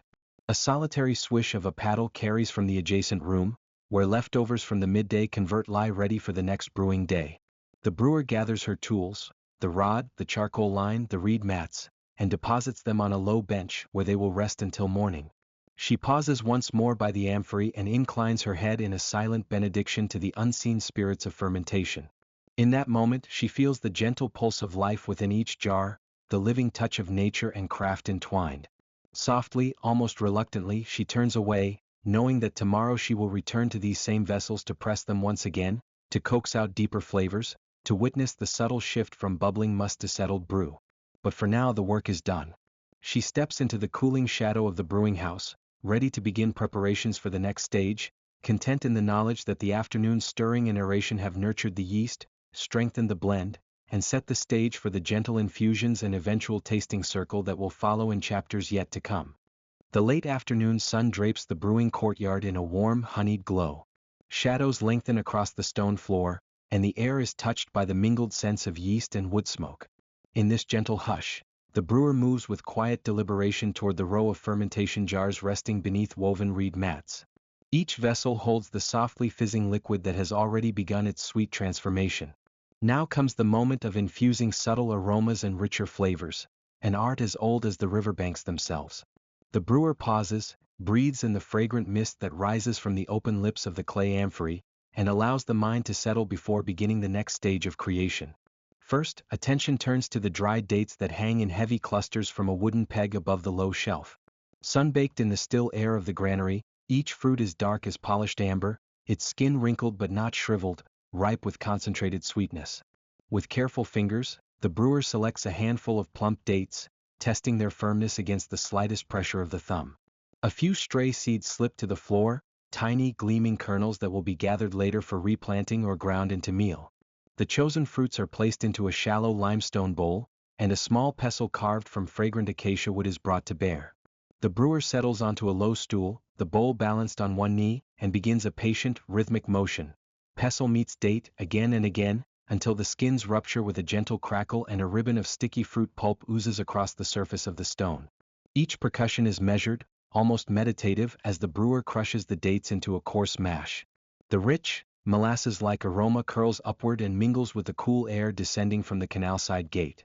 Shards of skin, soft fibers of flesh, and the odd glimmer of a seed combine to form a paste that clings to the pestle and the rim of the bowl. The sound is hollow and muted, hardly more than a whisper, yet it resonates with the promise of sweetness to come. When the mash is complete, it is lifted carefully and placed in a small jug of cool water drawn that morning from the Nile. A gentle stirring action now merges the date pulp with clear liquid, creating a rose-tinted slurry that will deepen the body of the brew. The brewer rises and carries the bowl and jug toward the line of half-filled jars. Each amphora stands upon a low brick plinth, its neck covered only by the edge of the reed mat that guards against dust and wandering insects. The lids have been set aside, revealing the heady smell of fermenting barley and the faint undercurrent of sourness that heralds impending transformation. One by one, the brewer dips a slender wooden scoop into the date water mixture, then tilts it over a chosen jar so that fine rivulets of sweetness cascade into the fermenting beer. The paste falls in delicate strands, pooling momentarily atop the liquid before sinking beneath the gentle surface.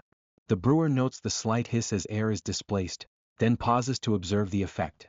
The pale beige of the young brew now carries a blush of amber, and layers of complexity are imagined even before the next step. Nearby, in a woven basket lined with fresh palm leaves, lie the herbs and spices gathered at dawn.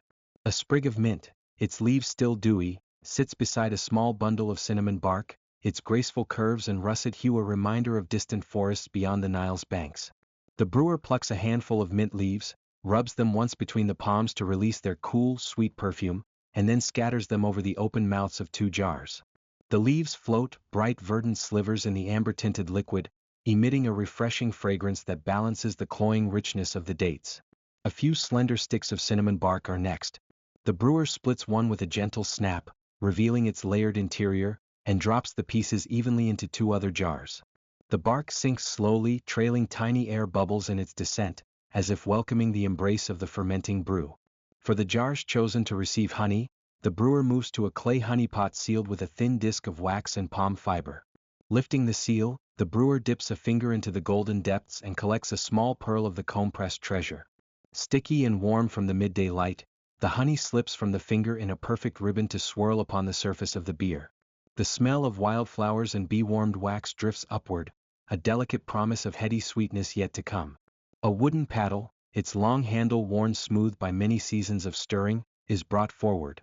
Without haste, the brewer immerses the paddle into 1 jar, drawing it slowly across the surface to mix date and honey with the living brew. The movement is tender, coaxing the added elements down into the depths and encouraging the yeast to mingle with new nutrients and aromas. With each stir, the brewer listens for the soft burble of bubbles responding, senses the temperature of the liquid through the thin coat of clay, notes the way the light diffuses through the changing hue. In the quiet that follows, the courtyard seems to pause. Even the distant calls of field workers fade to a hum as this private ritual unfolds. The jars are then recovered with their reed mats, though now the mats rest lightly, as if eager to let the mingling scents escape into the air. The brewer presses gently on each mat's edge, ensuring enough slack so that expanding gases may breathe without disturbing the precious balance within. Leaning back against a low wall, the brewer takes a moment to reflect on the day's labors. From the first selection of barley in the cool pre-dawn to this slow infusion of fruit, herb, and spice, every action has been guided by tradition, patience, and respect for nature's rhythms. The goddess Ninkasi, patron of beer and joy, is thanked once more in silent thought. Her benevolent presence is invoked not with grand gestures, but through the mindful care taken at each step, the gentle crush of dates, the careful sprinkling of mint, the patient stirring that binds all flavors together. As the sun begins its descent toward the western horizon, a soft breeze stirs the reed mats, carrying with it the promise of a brew that will reflect both earth and river, sun and shade. These infusions will rest now, merging over hours into something greater than the sum of their parts. Tomorrow's tasting circle will offer first taste of this labor, an occasion when family members will gather, share their impressions, and guide adjustments for the next round of brewing. But for now, the stage is set. The jars stand quietly, each one a vessel of potential, each one awaiting the slow transformation that only time, temperature, and living yeast can bring. Night will find the courtyard lit only by the soft glow of a single lamp, its flame flickering against the reed walls. The brewer will extinguish it, lock away the tools, and give thanks in a small offering to the household shrine. Then, beneath the vast sky of countless stars, the brewer will rest, mind at ease, heart full, with the knowledge that the ancient craft has been honored this day. And in the stillness, the flavor of date and mint, honey and cinnamon, will swirl in dreams, whispering of the beer yet to be born. The courtyard's late afternoon light lay soft and golden across the worn limestone slabs, and a hush settled over the brewing house as family members gathered in a gentle semicircle. The day's warmth lingered in the shaded corner where the beer jars rested, their clay surfaces mottled by sun and shadow. A slender breeze, rising from the distant Nile, carried the faint scent of barley husks and tobacco leaves, weaving through the open archway and stirring the hem of the brewer's linen kilt.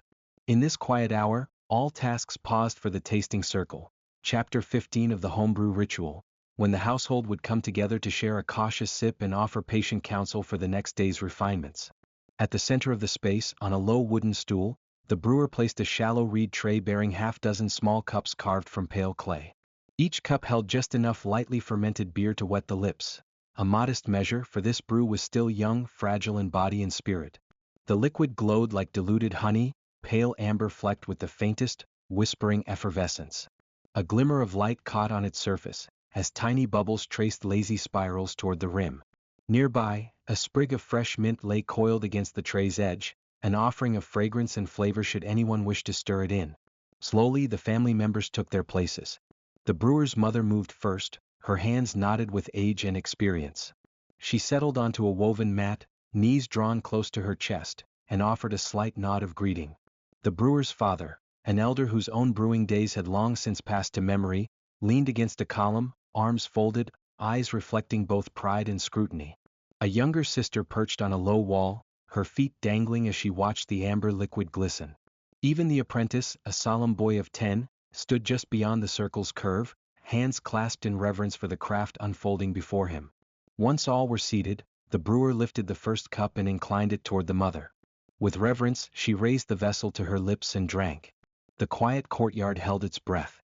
She let the liquid puddle across her tongue, weighing sweetness and strength, noting the melding of malt and honey date infusion. Her brow furrowed slightly as she closed her eyes against the dying sun.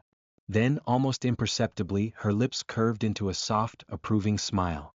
A murmur rippled through the circle. The brewer offered the cup to his father, who accepted it with a measured hand. The old man's eyes narrowed as he sipped, lingering over the beer's body. He detected a gentle tartness born of the yeast's first impulses, a welcome complexity, though he longed for a touch more warmth on the finish. He set the cup down on a low stone table and spoke in a voice as calm as the river at dusk. A pleasing start, though tomorrow, let the mash rest but a little longer before you lift it from the heat. Perhaps 10 more breaths of time, and the sweetness will hold firmer. The brewer nodded, palms resting lightly upon his knees. By his side, the sister lifted her own cup, turning it slowly so that the last glimmer of sunlight streamed through the clay, illuminating grains suspended in the brew. She inhaled the gentle aroma, malty bread crust mingled with the faintest hint of mint, and drew a small taste. She paused mid-sip as the cool liquid spread across her palate, then sighed with pleasure. Add a few more crushed dates next round, she suggested, voice bright with youthful enthusiasm. Their richness brings out even more warmth in the barley. The brewer jotted down her counsel on a length of papyrus he held near his knee.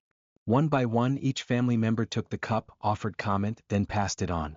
The grandmother, ancient and wise, praised the clarity of the liquid, noting how the settling sediment had stayed away from the lip of the cup. Good straining, she observed. But I crave just a touch more head, a fine froth to crown the pour. The apprentice, cheeks flushed with excitement, echoed her thought, for he remembered how the frothy head made each draught sparkle like dawn's first light.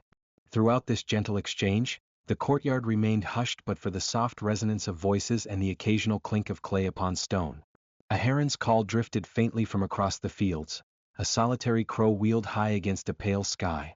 The brewer listened, storing each comment like a fresh grain of silver in the palm of his mind.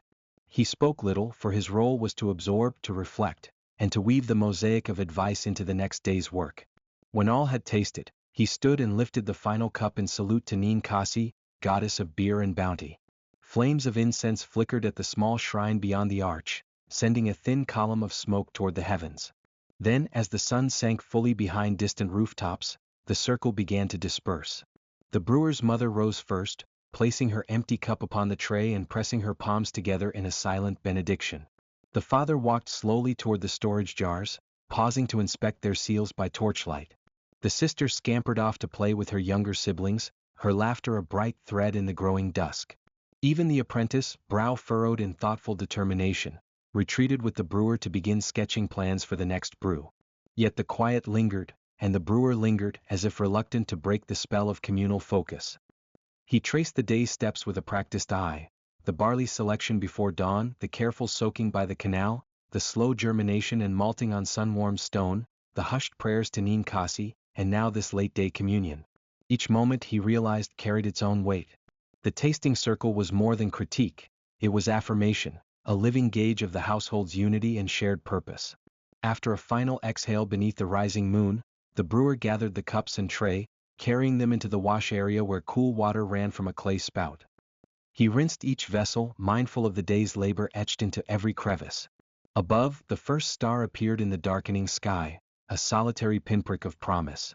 In that stillness, he whispered his own vow, to honor the counsel rendered by blood and bread, to fine-tune each measure of malt and water, each moment of heat and rest, so that tomorrow's brew would rise closer to perfection. And so, as chapter 15 closed with the tasting circle's gentle verdicts, the brewing house settled into quiet reflection. The family dispersed to take the evening meal, their hearts warmed by the amber draught and the bonds it had renewed. Beyond the walls, the Nile flowed on, patient and unhurried, bearing the promise of another dawn, and with it the promise of barley steeped in water, of malting and mashing, and of a humble cup raised in unity once more. The sun has dipped low now, its light paling as evening begins to stretch across the courtyard. A hush has fallen over the brewing house, broken only by the soft murmur of winged insects returning to their nests among the date palms. In this tranquil hour, the brewer sets aside earlier tasks of stirring and infusion, and turns attention to the moment he has awaited through each stage of this slow dance with barley and water, the separation of clear beer from its fertile bed of sediment. Chapter 16, Straining the Sediment, unfolds with deliberate care, for it is here that the rough edges of fermentation are polished away and the pale, golden liquid of life emerges in pure form, ready for storage, reflection, and the promise of tomorrow's first sip. Before lifting the jars that hold the fermenting brew, the brewer arranges his tools with almost ritual precision. A broad wooden table, warmed by daylight, is cleared of all debris, then wiped swiftly with a cloth dampened in cool canal water. Upon its surface he places a large earthenware bowl, its interior smoothed so that no crevice might trap stray grains. Into the rim of this bowl he drapes a piece of fine linen, woven tightly enough to catch every grain of yeast and husk, yet loose enough to let the liquid wine yellow flow through without hindrance. He smooths the cloth with gentle hands, ensuring it will bear the weight of the brew without tearing, and positions a smaller jar beneath to collect the strained beer. With calm diligence, he approaches the line of fermentation jars, amphorae whose shoulders carry charcoal marks showing the progress of days past. He places both palms on the convex side of the first vessel, feeling its cool clay against his skin, and lifts it carefully. There is a slight suction as the jar moves, a soft exhalation of trapped air, almost a sigh from the vessel itself. The brewer sets it on the table, then tilts it forward, guiding the amber liquid toward the linen filter. His eyes watch the flow, and his ears listen to the gentle glug-glug, so different now from the hushed bubbling of midday. In these sounds he finds reassurance. The fermentation has settled, the yeast has done its work, and the sediment lingers behind like spent travelers at an inn. As the beer seeps through the linen's fine mesh, it emerges crystalline and radiant, slipping into the waiting jar below with a quiet clarity. Tiny rings of light catch in its surface, like distant stars reflected in still water. The brewer lets the flow continue unhurried, until the level in the source jar begins to draw near the sediment at the bottom. At that threshold, he pauses, tilts the amphora back upright and sets it aside. He gazes with satisfaction at the drained vessel, its interior now lined with a soft bed of pale yeast, a sign not of failure but of transformation well achieved. Next, he retrieves a curved wooden scoop, carved long ago from the branch of a sycamore figure. Its bowl is smooth, worn by years of service, its handle polished by countless palms. He dips it into the clay jar, feeling the cool graininess of settled yeast and barley husk under the rim. With deliberate slowness he draws the scoop upward, carrying the soggy deposit into a shallow basket lined with palm fiber. There, the sediment will dry in the evening air, to be used later as farm feed or offered once more in the household shrine for blessings. Each scoop is a measured gesture, neither rushed nor hesitated, a final homage to the life that brewed within. With the sediment removed, the brewer turns his attention back to the newly formed jar of beer. He lifts it to eye level, tilting it gently toward the lamplight that now flickers along the courtyard walls. Within the clay vessel, the liquid appears pale gold, like morning sunshine trapped in glass. Tiny bubbles cling to the sides, silent sentinels of fermentation now at rest. He inhales softly, detecting the faint aroma of sweet grain and the slightest trace of herbal flourishes added only yesterday. In this moment, time seems to slow further, each second a bead on a rosary of calm reflection. In the steady rhythm of pouring and scooping, the brewer senses an echo of every step that has led to this point. From the first careful selection of barley in the granary to the final stir of date and herb, each stage has contributed to this moment of refinement.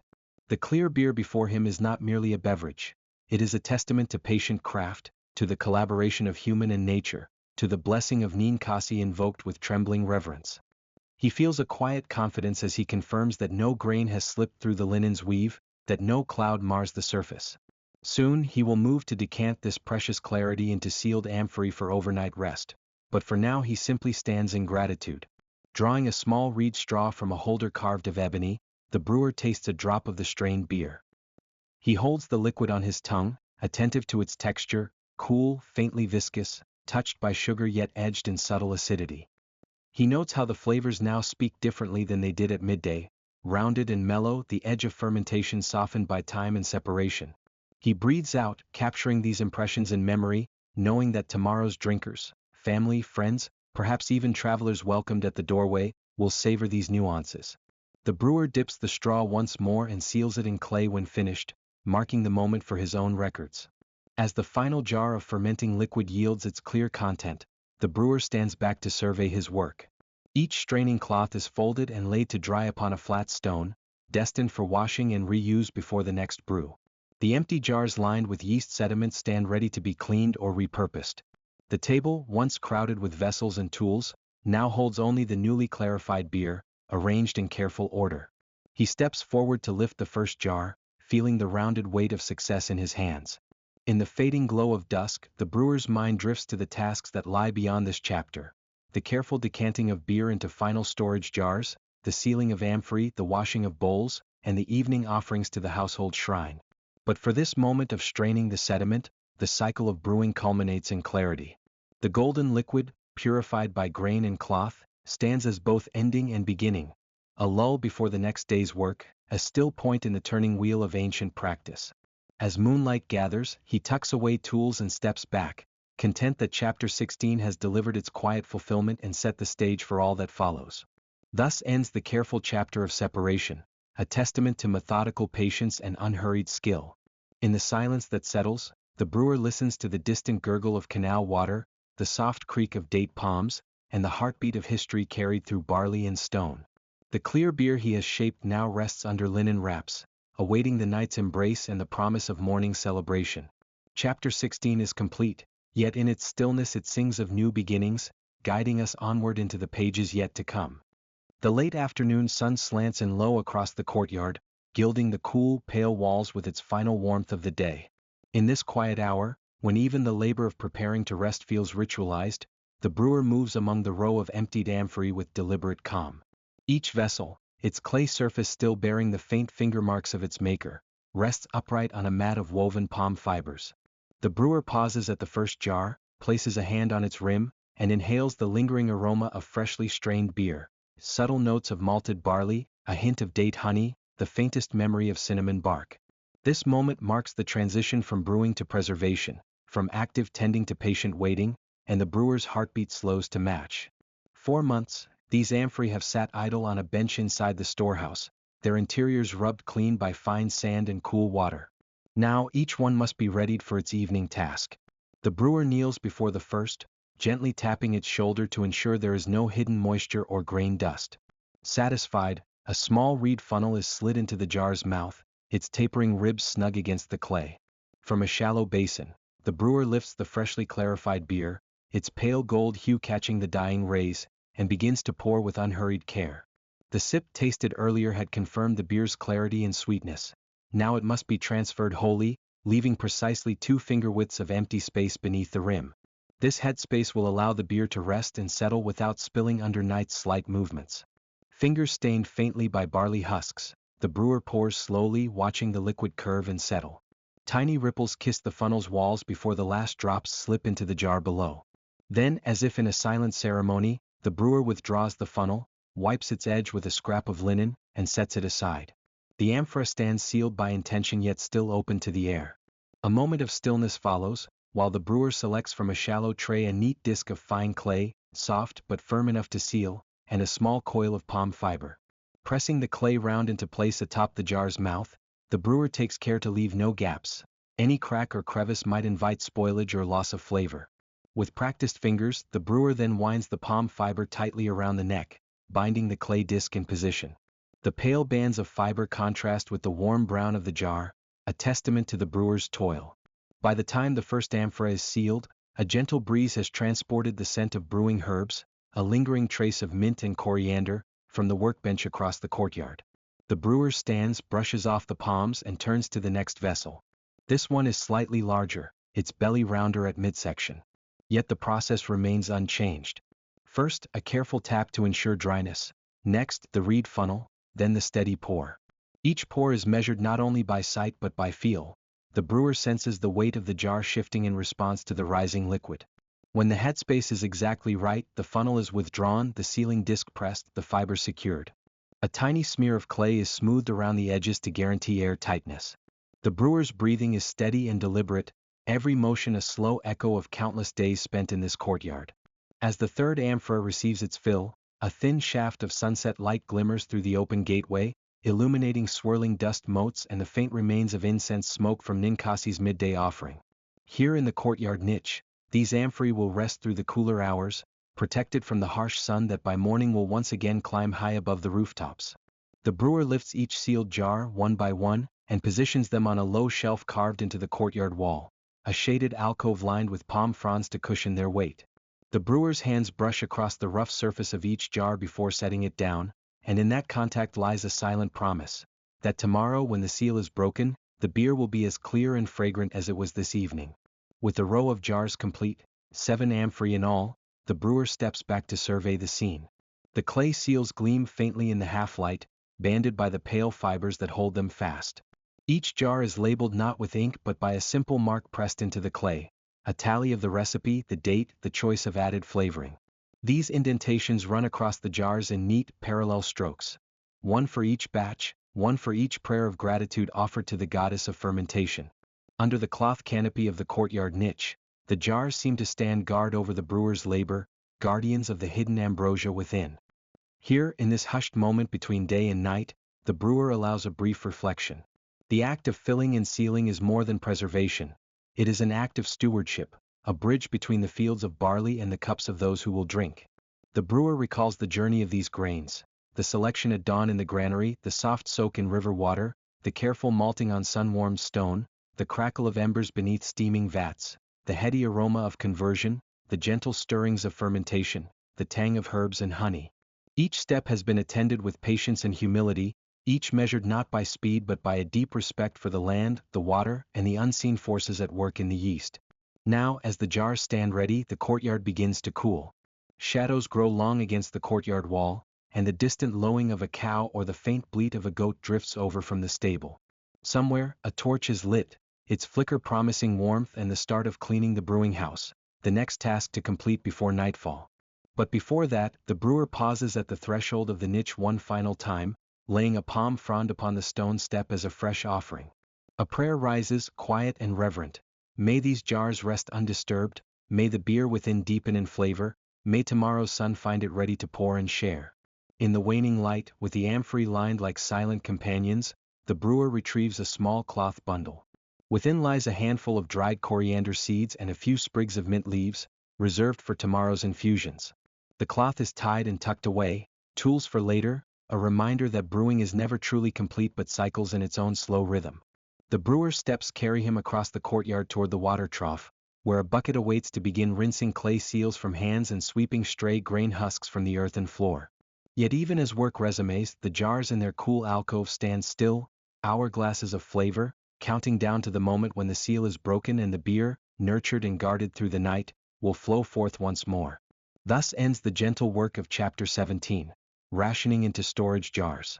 The clarified beer, decanted with exactness and sealed with care, now rests in silent vigil. Ahead lies the final cleansing of tools and space, an echo of purification after creation, and then an offering at the household shrine, a whispered thanks to Ninkasi.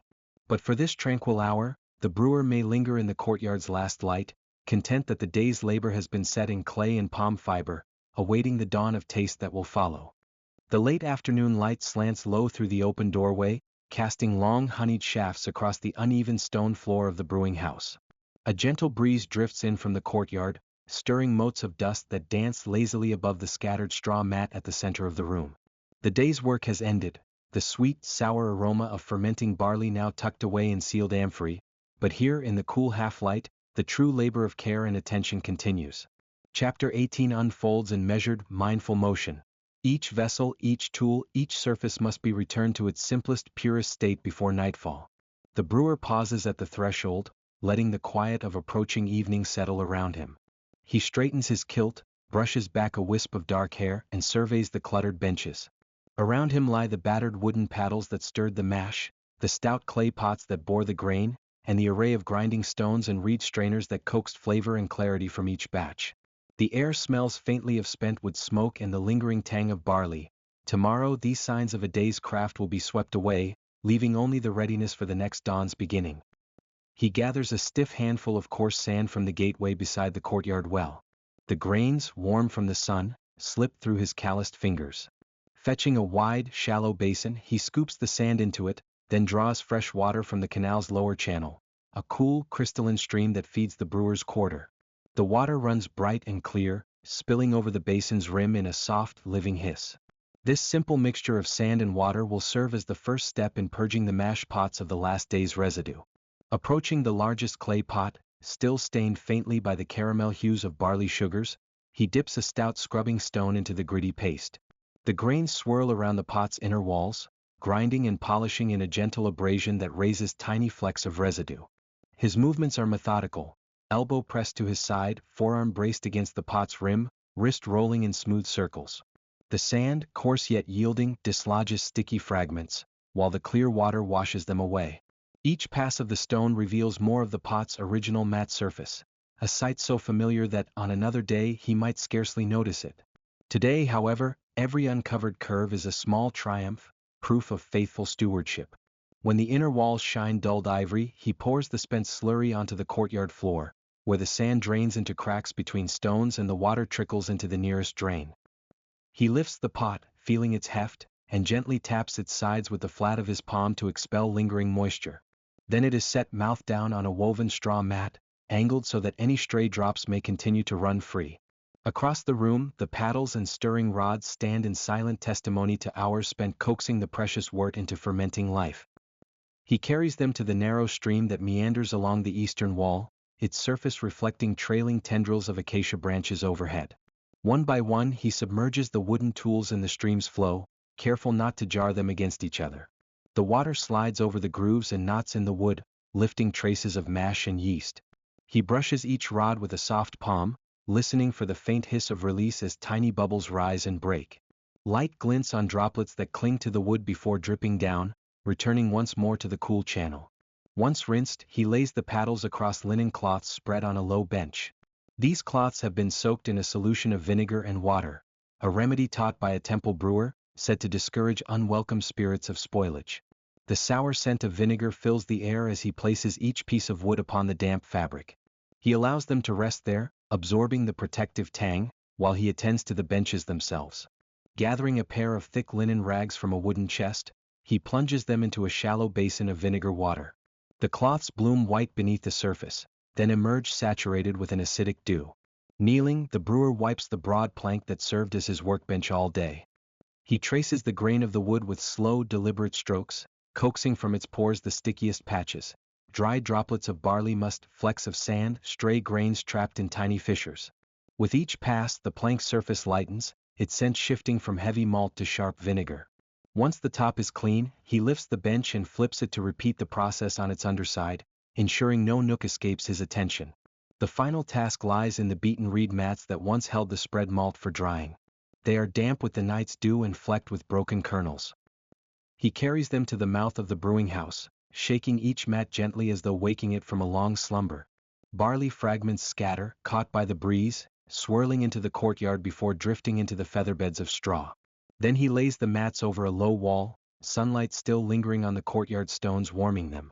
In this gentle heat they will dry fully, ready for another day's work. At last he gathers the freshly cleansed pots, paddles, rods, benches and mats, returning each to its appointed place. The row of clay vessels gleams in the fading light, their seals and lids rest beside them. The paddles lie balanced against the wall, the stirring rods aligned in a tidy bundle. The benches stand empty but for a single coil of vine fiber rope, reserved for tying the lids of the next batch. Even the reed mats, now sunlit and dry, feel almost new.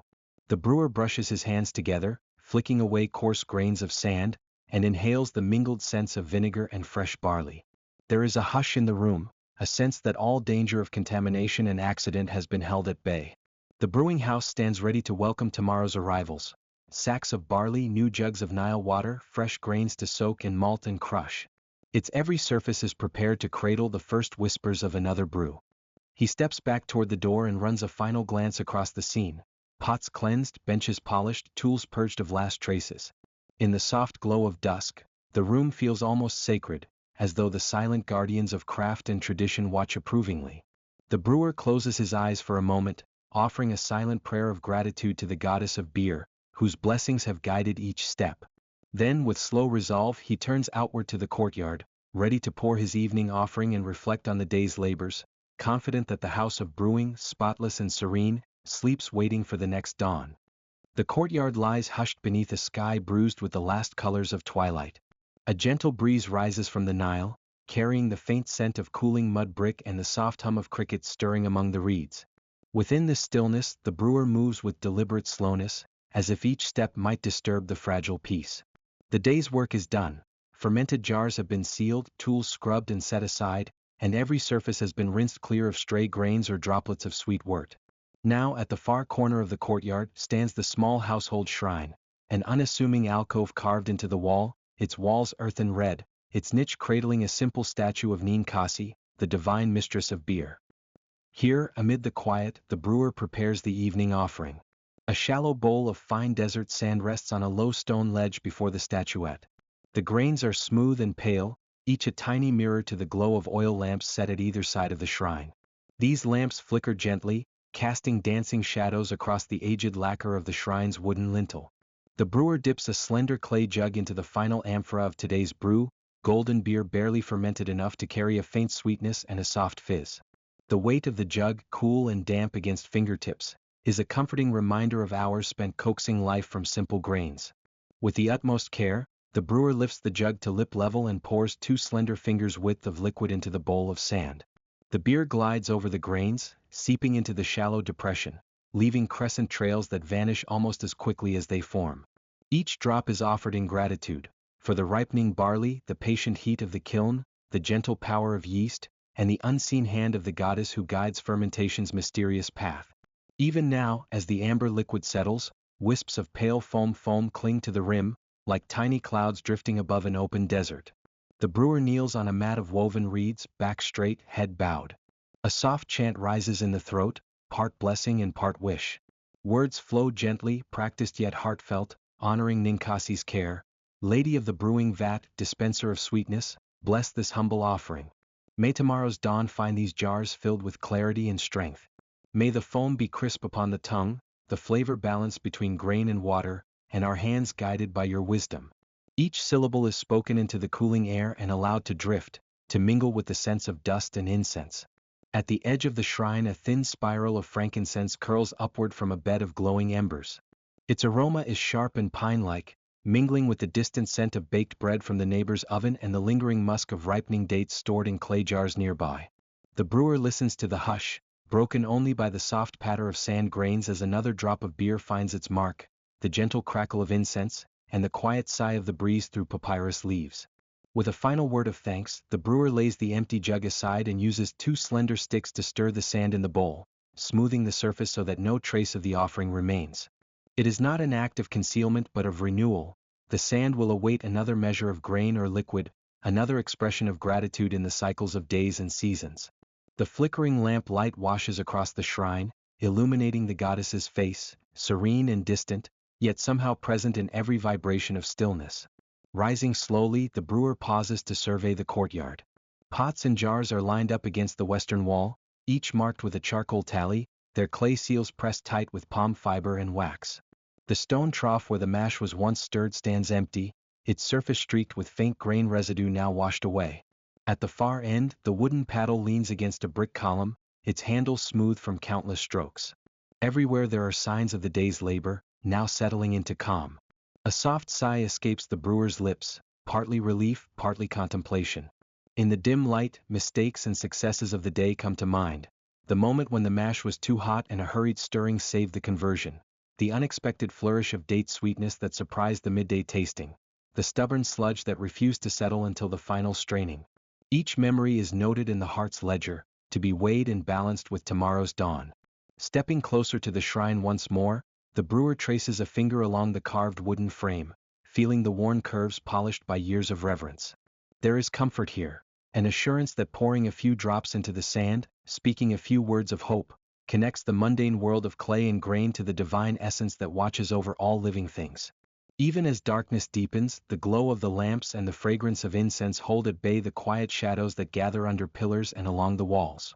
The brewer gazes up at the sky, now a deep indigo swept with the first pale stars. What news travels across that distance?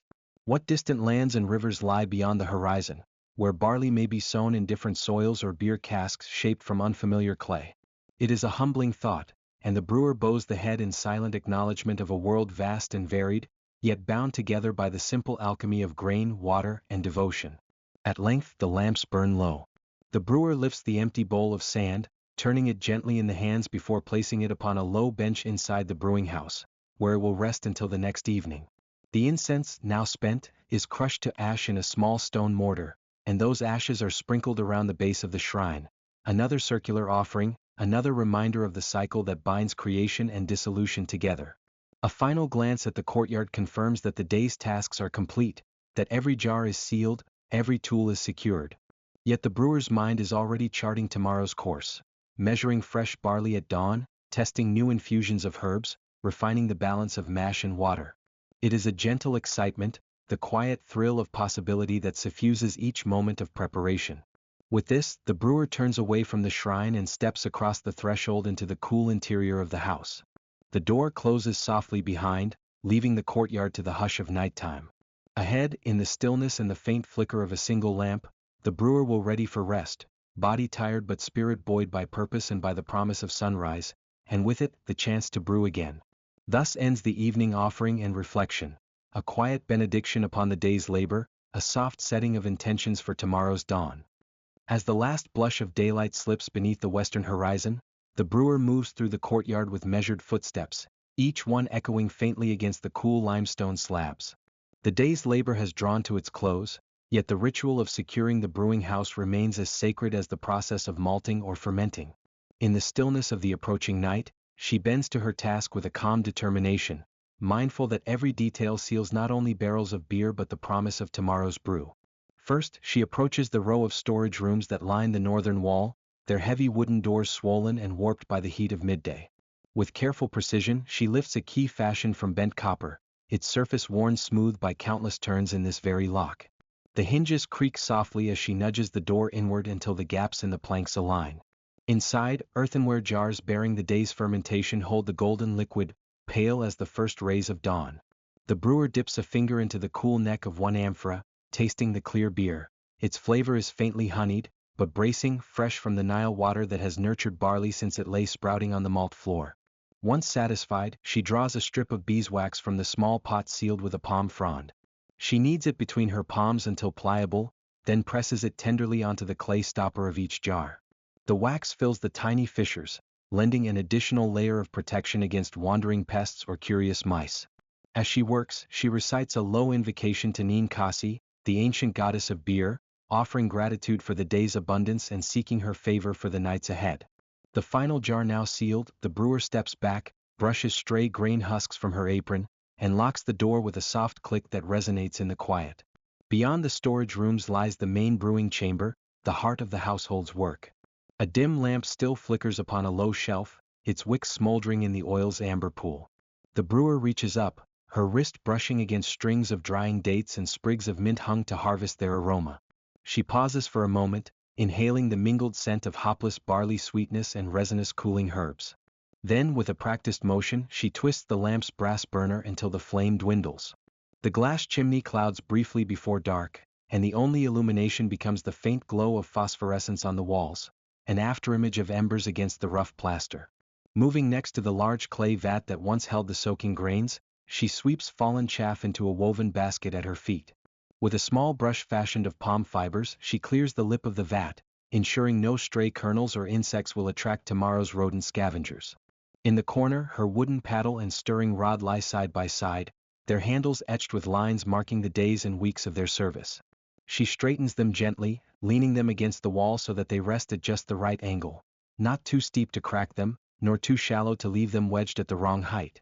Along the far wall stands a narrow alcove built into the stone. Between its shelves are sacks of barley, millet, and emmer wheat, some destined for baking, others reserved for the weekly brew. The brewer opens the first sack, a coarse linen bag weighted with the previous harvest yield. She peeks inside to confirm the grains remain dry, free of moisture or unwelcome visitors. A stray kernel rolls to her palm. She tests its hardness between her teeth. The familiar snap assures her the barley will mill into malt as planned. She tucks the sack's drawstring tight, tying it in a sailor's knot before looping it over a peg so it hangs out of reach of any foraging creature. With the storage sack secured, she turns her attention to the floor. Using a broom of dried papyrus reeds, she sweeps every corner of the room, beneath tables, around the firing stand that once cradled the embers beneath the brewing pot, and along the thresholds. Each stroke gathers husks of malt, flecks of gritty sand, and the faint deposits of sweet foam that once hissed up as the brew boiled. The broom's fibers whisper across the stone, clearing not only debris but also any trace of the day's toil, so that tomorrow's light will shine on a surface as pure as a blank parchment. Outside the brewing chamber, she checks the storeroom doors one final time, running her fingers along the wax seals. Their surface is cool and unbroken, a silent testament to her care. She steps into the open courtyard, where the air carries the scent of cooling mud bricks and the hush of cicadas beginning their nocturne. The moon has risen pale and full, casting long silvered shadows that drape the walls in silent drapery. Here, on a flat stone slab, she places a shallow bowl of sand. Into its center she pours 2 fingers of the freshest ale, bright under the lunar glow. The liquid spreads, forming a tiny pool that catches and reflects the moonlight, sending fractured beams back to the sky. This is an offering, an act of reverence to the household spirits and the river god who sustains their crops. As a final gesture, the brewer positions a small clay lamp at the threshold of her dwelling. Its flame will burn through the night, a beacon to guide the wayfarer and to ward off any shadows that might slip through the cracks. She arranges a ring of fresh dates and a sprig of sweet basil at its base, tokens of life's sweetness and the promise of growth. Then she steps across the threshold and draws the door behind her, a solid barrier between the serenity of the home and the mysteries of the dark beyond. Now the brewing tasks are complete. The wooden paddle rests motionless. The last lamp guttered out. The jars lie waiting in their niches, sealed, secured, and silent.